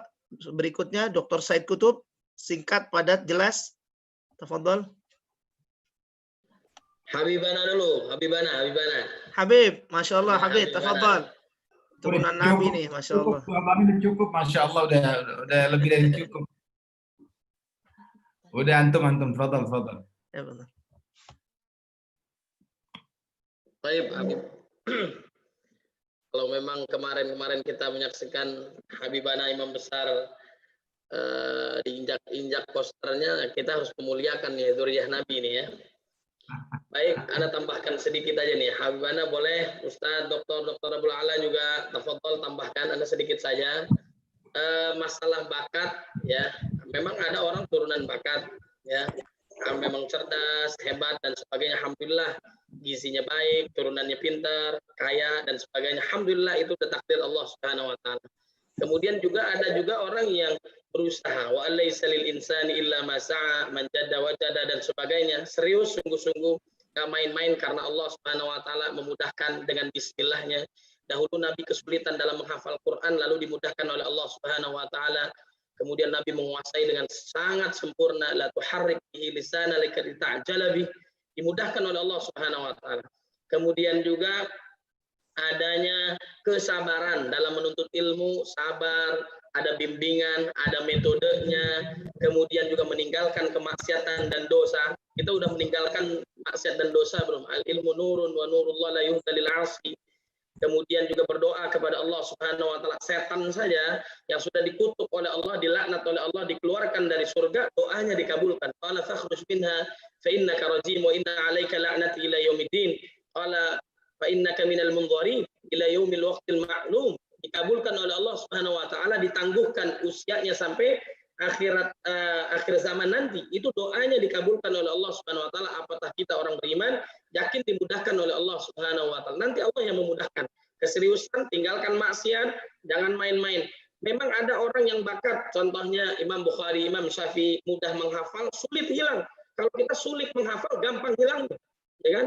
Sulit menghafal, gampang hilangnya. Kalau dia mudah menghafal, hilangnya susah. Mungkin Ustaz Abdul Alal Mubudi termasuk yang sulit untuk lupa dengan ayat-ayat Al-Quran. Karena memang udah bakatnya juga, tapi dan juga kita adu juga dengan kesungguhan kita dalam menuntut ilmu. Ya. Kemudian ada juga yang bertanya tentang kondisi yang nggak siap dengan kondisi saat ini, baik suami atau istri, atau juga yang curhat. Ini banyak yang curhat, yang memang harusnya yang menjawab ini yang pakarnya Ustadz Sukron, karena selalu dia yang disebut di terakhir pertanyaan Sukron. Nah ini memang harus Dr. Sukron yang menjawab ya. Di akhir pertanyaan selalu mengungkapkan Sukron dan juga jazakallah khair. Nah baik. Kemudian saya mau tambahkan dikit bahwa apapun posisi kita, apapun profesi kita, dimanapun letak kita, sering saya sampaikan ini dalam ceramah saya, bahwa kalaupun kita menjadi anak yang saleh dan membanggakan orang tua yang bermanfaat, yang menghantarkan orang tuanya ke dalam surga. Walladzina amanu wattaba'athum dzurriyyatuhum biimanin alhaqna bihim dzurriyyatahum wa ma alatnahum min 'amalihim min syai' kullu imrin bima kasaba rahim. Menjadi suami teladan buat anak-anaknya yang menghantarkan anak istri ke dalam surga. Jadi istri yang salehah, yang taat kepada suami menyebabkan diri masukkan ke dalam surga. Jadi orang tua menjadi teladan untuk anak-anaknya. Posisi kita dimanapun, kita menjadi orang yang terbaik di bawah, tengah, atas. Khalid bin Walid di saat menjadi panglima perang, dia hebat. Di saat menjadi prajurit pun dia hebat. Jangan karena kita curhat dahulu, karena didikan orang tua yang salah. Orang tua, biarkanlah orang tua. Jangan lupa jasanya. Kesalahan orang tua, khilafnya orang tua tak sebanding dengan jasanya. Itu jangan dilupakan tuh. Kita sebagai anak merasa nggak diberikan nafkah, tidak dididik dengan baik. Jangan menyalahkan keadaan. Posisi kita di mana? Jadi anak yang berguna, yang taat kepada orang tua. Jadi orang tua yang maksimal membela dunia akhirat. Bagaimana kalau kita dikisahkan Nabi Muhammad SAW mempunyai keturunan Hasan dan Husain. Husain di proses pembantaian beliau yang luar biasa itu, sampai keluarganya siap lahir batinnya menjaga dia. Dan itu didikan yang sangat luar biasa. Jangankan harta, tenaga, nyawa diberikan untuk keluarganya. Nah kita juga menjaga anak didik kita, anak keluarga kita, menjadi kita orang tua, menjaga anak-anak kita maksimal, lahir batin, pendidikan, kemudian juga harta kita tinggalkan, ilmu sebanyak-banyaknya, kemudian juga mengantarkan anak-anak kita ke dalam surganya Allah Subhanahu wa ta'ala. Wallahu a'lam. Oh iya, Masya Allah, semakin menarik ini ya. Jawaban-jawaban dari para pakar dan Ustadz Dr. Said juga dokter dalam bidang pendidikan Islam. Khusus nanti buat Habib, anak kasih pertanyaan ini, beliau yang jawab. Dari Teh Lia dari Manado nih, Masya Allah nih, Syekh Habib dari Manado ikut bergabung bersama kita. Assalamualaikum, izin bertanya dari Teh Lia dari Manado. Tugas siapakah menyadarkan para ayah, abi, bapak akan utamanya peran ayah dalam mendidik anak-anak dan istrinya sehingga selamat dari api neraka? Dan dengan sarana apa belajarnya para ayah agar ia pun tampil menjadi sebaik-baik qawwam dan sebaik-baik figur? Masya Allah. Dan berikutnya sekaligus dari Ukhti Titin nih. Alhamdulillah beliau dari Manado. Alhamdulillah, semoga beliau dalam keadaan sehat walafiat. Assalamualaikum, izin bertanya dari Ukhti Titin Manado. Bagaimana membuka paradigma dan berikan pemahaman kepada orang tua yang merasa belum siap menerima amanah mendampingi anak pada kondisi saat ini, kondisi belajar dari rumah, menuntut ilmu, dan menuntut bahwa itu semua adalah tugas sekolah. Jadi selalu mengeluh dengan penugasan dari sekolah karena memang saat pandemi COVID-19 ini. Tafadhol, Habib. Ya, Assalamualaikum warahmatullahi wabarakatuh. Assalamualaikum warahmatullahi wabarakatuh. Ini pertanyaan bagus banget nih, pertanyaan bagus banget dari Teh Lia. Masya Allah. Tugas siapakah menyadarkan para ayah ya untuk apa utamanya peran dalam mendidik anak. Ini kaitannya dengan kalau antum pernah ikutin kajian pasca nikah yang pernah kita adakan beberapa waktu yang lalu, ya tugas kita berumah tangga salah satunya adalah mendidik anak ataupun dan juga istri gitu kan.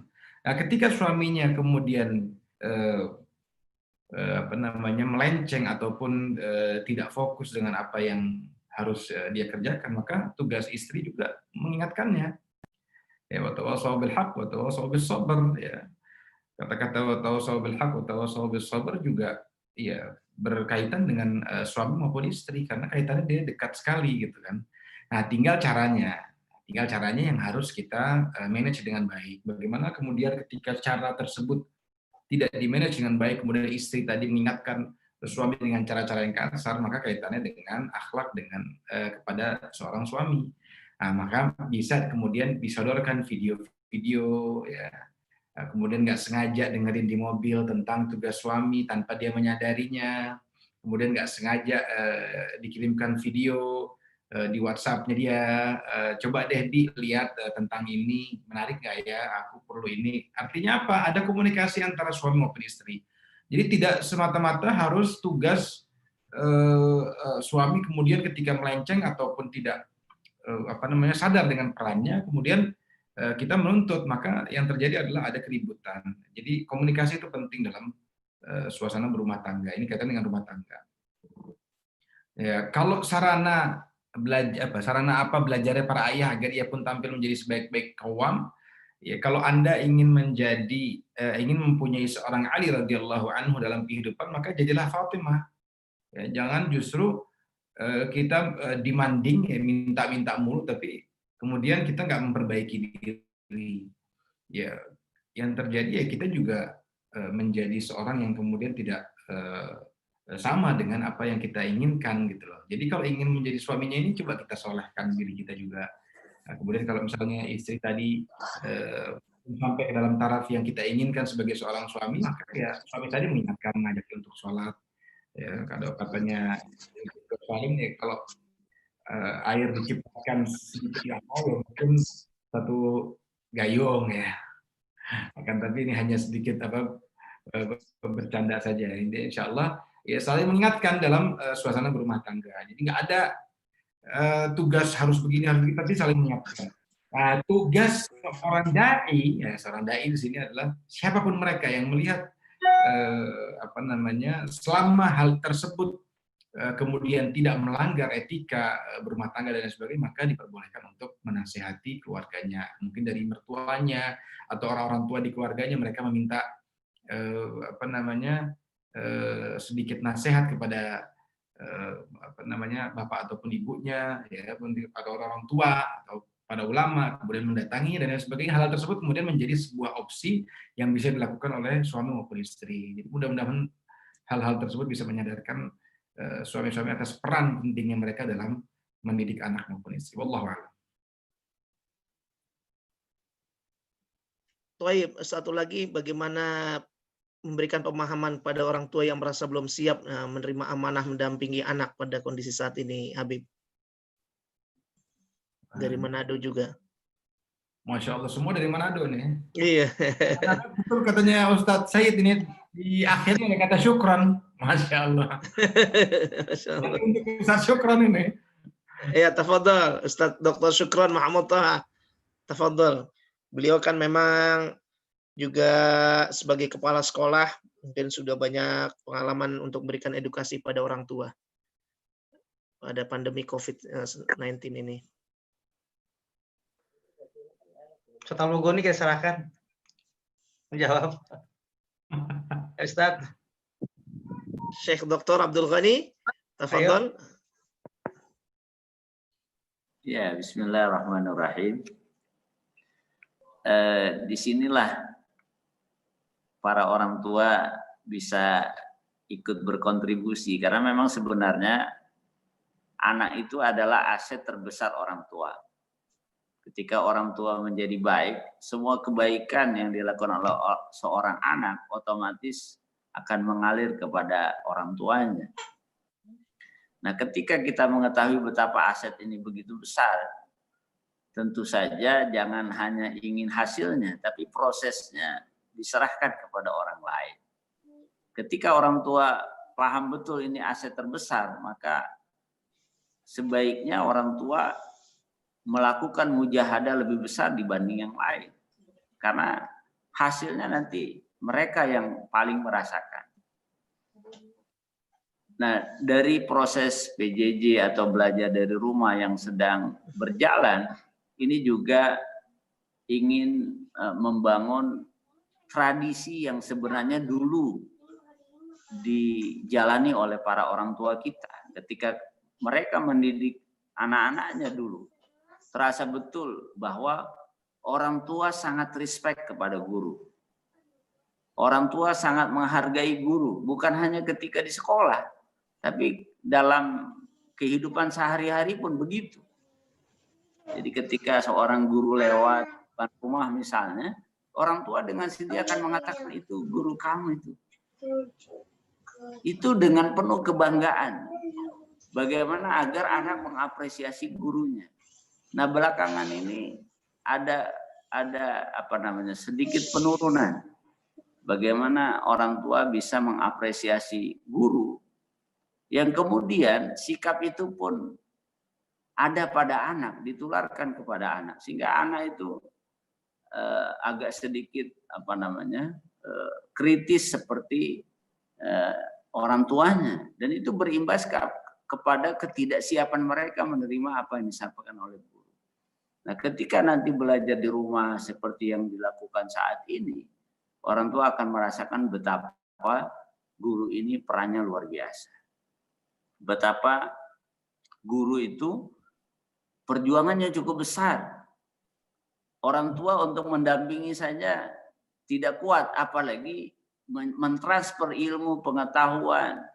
Ada satu tulisan cukup menarik dari Jamil Az-Zaini, ya, seorang motivator. Ketika beliau menyampaikan bahwa menyekolahkan anak di satu lembaga pendidikan itu ternyata lebih murah daripada kita memparkir kendaraan kita. Jadi dia hitung, ternyata biaya parkir itu jauh lebih mahal daripada menitipkan anak di sekolah. Kalau dihitung per jam 5.000 misalnya, anak itu dititipkan dari jam 7 sampai jam 15, jam 3 sore. Itu 8 jam. Kalau 5.000, 40.000, kemudian dikali 25 itu 1 juta. Itu kalau SPP sekarang 1 juta untuk sekolah sampai jam 3, itu orang tua akan bilang itu sangat mahal. Padahal itu sebanding dengan biaya parkir kendaraan yang kalau kita bandingkan, ketika kita parkir kendaraan kita tidak ada risiko.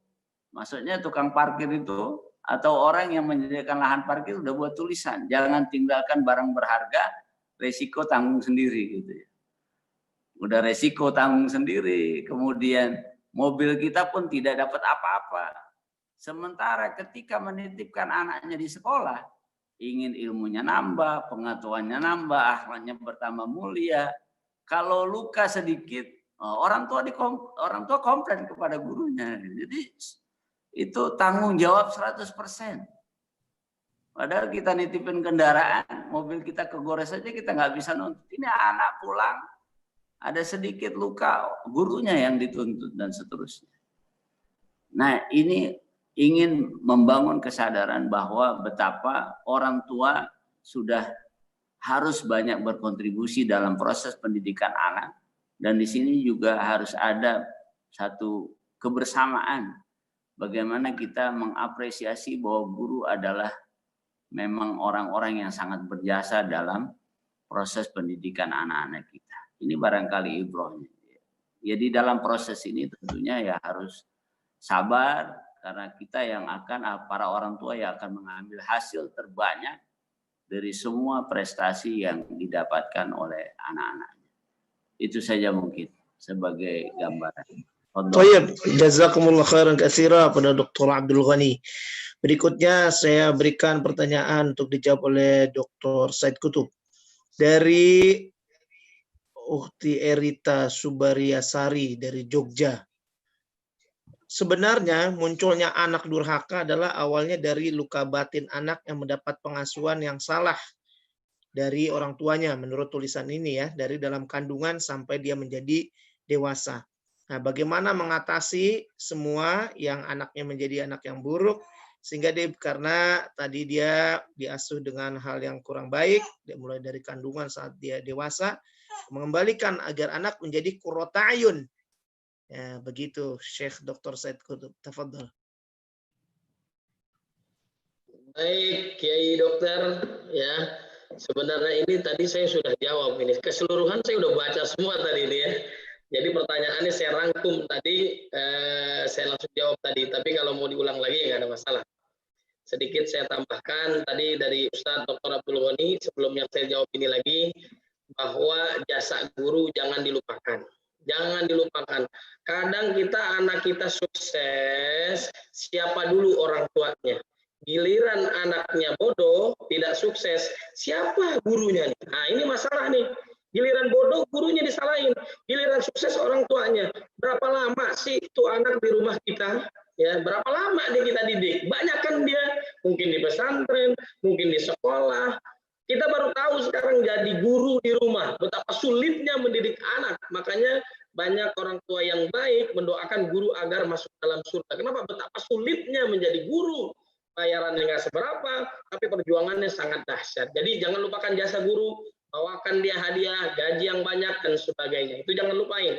Orang tua kita kalau udah bangga, udah sukses anak kita, jangan lupakan jasa guru-gurunya. Terutama di guru-guru sekolah dasar di bawah dulu, yang lebih sulit daripada dia udah saat sudah dewasa atau sudah besar, sudah SMA, kuliah, dan sebagainya. Kemudian juga, untuk pertanyaan ini tadi sudah saya jelaskan bahwa apapun posisi kita, ya kita nggak boleh mengkufuri. Ini gara-gara orang tua, ya, karena didikannya dan sebagainya. May yahdillahu fala mudhillalah wa may yudlil fala hadiyalah. Posisi kita dimanapun, misalnya Al-Ustadz Syafi Antonio, betapa dia berjuang mencari hidayah Allah Subhanahu wa taala. Ustadz Felix Siau ini luar biasa merebut hidayah Allah Subhanahu wa taala, sampai saat ini orang tuanya belum beriman kepada Allah Subhanahu wa taala. Mudah-mudahan Allah berikan hidayah. Itu penuh dengan perjuangan.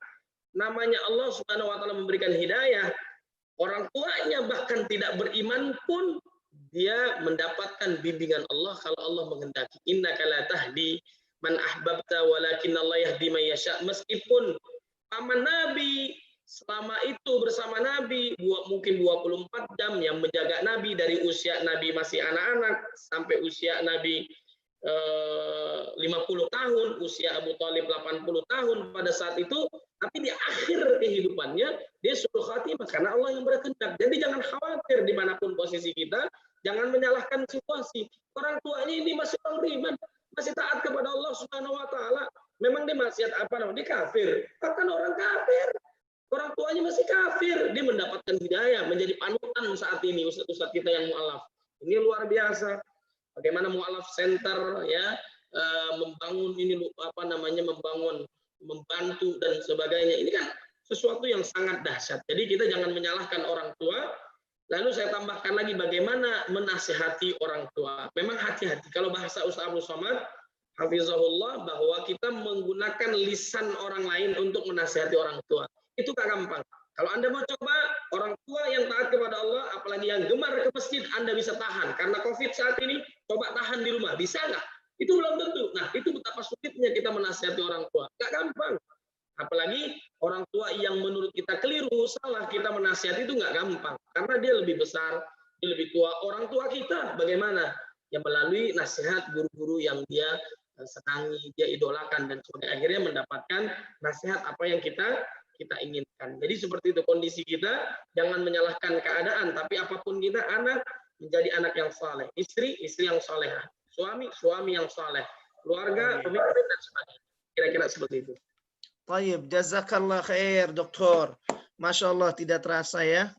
Hampir 2 jam kita bersama, karena dengan para alim-alim nih, Masya Allah, 2 jam kita duduk di sini, mendengarkan, mendapatkan asupan, luar biasa, tidak terasa, karena itulah keluasan para ahli ilmu agama dan ilmu pendidikan. Mudah-mudahan insya Allah para ustadz-ustadz kita diberikan kesehatan, sehat walafiat, panjang umur dalam ketaatan kepada Allah Subhanahu wa taala, dan mudah-mudahan juga dilindungi dari COVID-19 ya, COVID-19. Sebelum nanti saya sedikit jawab, ada beberapa pertanyaan tentang Al-Quran. Kepada para doktor, ada yang ingin lagi disampaikan closing statement dari Dr. Syukron Muhammad Toha, RC MPDI, Dr. Abdul Ghani, MHUM, dan Syekh Habib Idrus Salim Al-Jufri, LCMBA. Ada yang mau disampaikan closing statement? Tafadhol, Syekh. Satu aja, karena tingkatan cinta tertinggi itu adalah pengorbanan, maka berkorbanlah kita untuk anak-anak kita. Masya Allah. Tayyib, jazakallah khair. Dr. Syukran, tafadhol. Ya, oleh karena itu maka sering-seringnya ikut kajian kita seperti ini nih. Sehingga kajian-kajian ini insya Allah bisa menambah ilmu. Iya. Dan tentunya juga mudah-mudahan ada perubahan dan insya Allah bisa memberikan yang terbaik untuk anak-anaknya. Iya, alhamdulillah.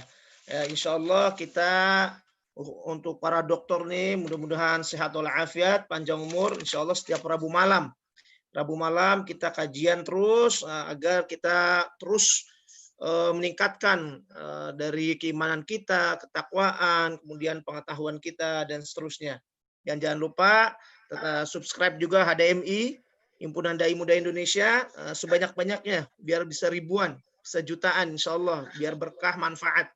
Dan ini juga kerjasama dengan Islamic Wisdom TV, Ustadz Dr. Abdul Ghani, silahkan di subscribe, dan Said Kutub Official, dan tentunya juga saya Dr. Abul Official. Silahkan kalau kita mau silaturahim setiap saat, insya Allah setiap diklik mengalir pahala buat antum-antuna semuanya.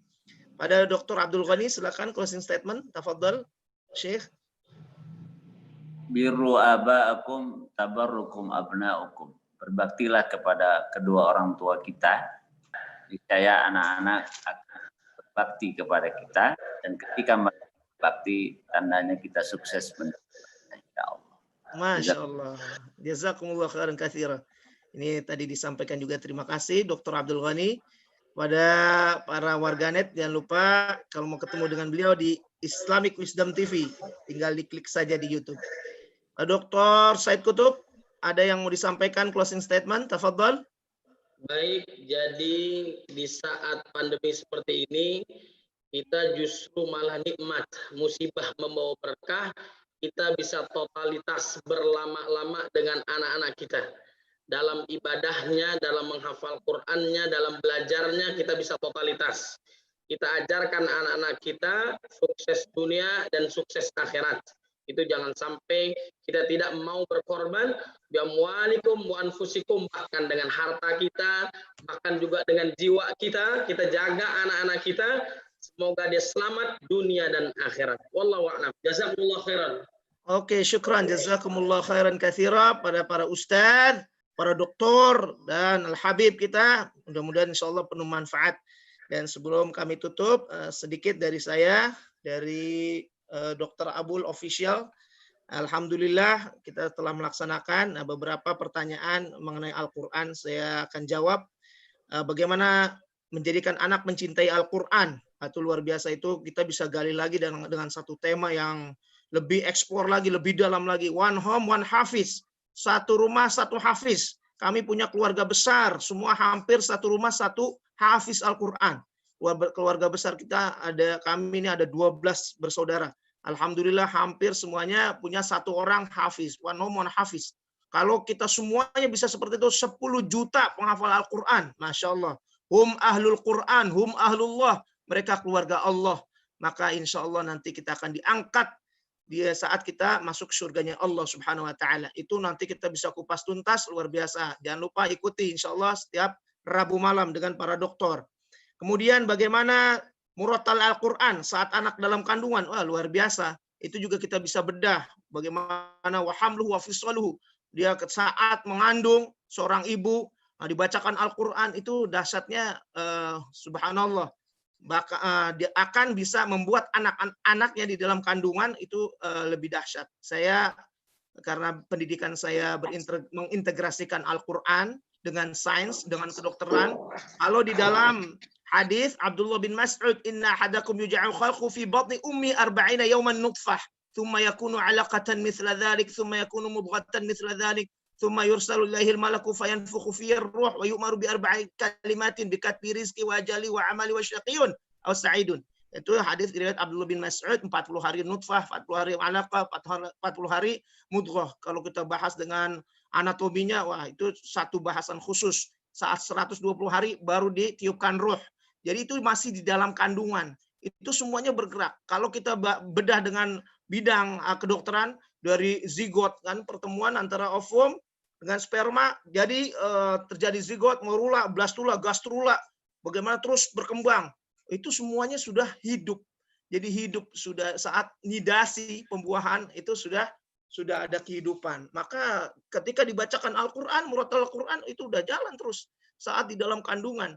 Bahkan sebelum kandungan benih-benihnya pun seorang pasangan bisa cinta pada Al-Qur'an, baik suami maupun istrinya, kemudian dia punya anak cinta kepada Al-Qur'an. Itu bisa bahasan lagi khusus bagaimana anak cinta kepada Al-Qur'an. Kemudian yang terakhir, dalam pandemi COVID-19 memang qadarullah tidak ada yang menduga kita tahun ini di Indonesia tidak bisa melaksanakan ibadah haji karena COVID-19 dan tidak pernah kita bermimpi. Tapi ternyata qadarullah dan terus meningkat sampai saat ini. Kalau di Indonesia, kalau kita lihat data yang terkonfirmasi COVID-19, karena kami juga spesialis paru, yang khusus bidang paru, sekitar 116.871. Yang terkonfirmasi secara nasional itu yang terdata. Dan yang meninggal 5.452 per hari ini, 5 Agustus 2020. Dan itu yang terdata. Dan di Jakarta, yang tempat kami tinggal ini, terkonfirmasi per hari ini, 5 Agustus, 23.266. Itu kasus yang positif. Dan yang meninggal 895, meskipun gubernur kita menyatakan sudah ribuan yang dikubur dengan protokoler COVID-19. Artinya kita harus tetap waspada, kita jaga diri kita, ustadz-ustadz kita, keluarga kita, kami harus terus speak up, sampaikan 3M. Pertama, mencuci tangan dengan air mengalir, kedua memakai masker, yang ketiga menjaga jarak. Karena terus meningkat.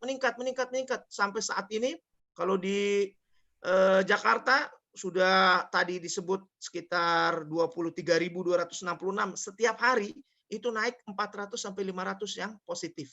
Dan positif itu tentu kalau dia banyak komorbid, usia tua bisa berakibat fatal, bahkan sampai gagal napas dan ARDS, akut respiratory distress syndrome, dan itu survive-nya sangat kecil, bahkan sulit sekali untuk bisa kembali. Maka kita berdoa mudah-mudahan Allah Subhanahu wa taala bisa hilangkan wabah ini dan insya Allah kita kembali hidup normal mudah-mudahan. Terima kasih banyak pada para ustadz Habib Idrus Salim Al-Jufri LC MBA, kemudian kepada Dr. Syukron Muhammad Thaha LC MPDI, Dr. Abdul Ghani M.Hum, dan Dr. Said Qutub MA Al-Hafidh, dan seluruh warganet yang alhamdulillah dari Manado ada, dari Bandung ada, dari Jogja ada, dan semuanya mudah-mudahan semua diberikan kesehatan oleh Allah Subhanahu wa taala dan insya Allah kita akan bisa bertemu. Dan jangan lupa di-subscribe HDMI, Dr. Abul Official, Said Qutub Official, dan Islamic Wisdom TV. Mudah-mudahan insya Allah kita bisa terus menjalin silaturahim dan mendapatkan ilmu-ilmu dari para guru-guru kita. Terima kasih. Kita tutup dengan hamdalah dan kafaratul majlis. Subhanakallahumma wa bihamdika asyhadu an la ilaha illa anta astaghfiruka wa atubu ilaik. Terima kasih pada HDMI yang sudah memfasilitasi, insyaallah diberikan keberkahan oleh Allah Subhanahu wa taala.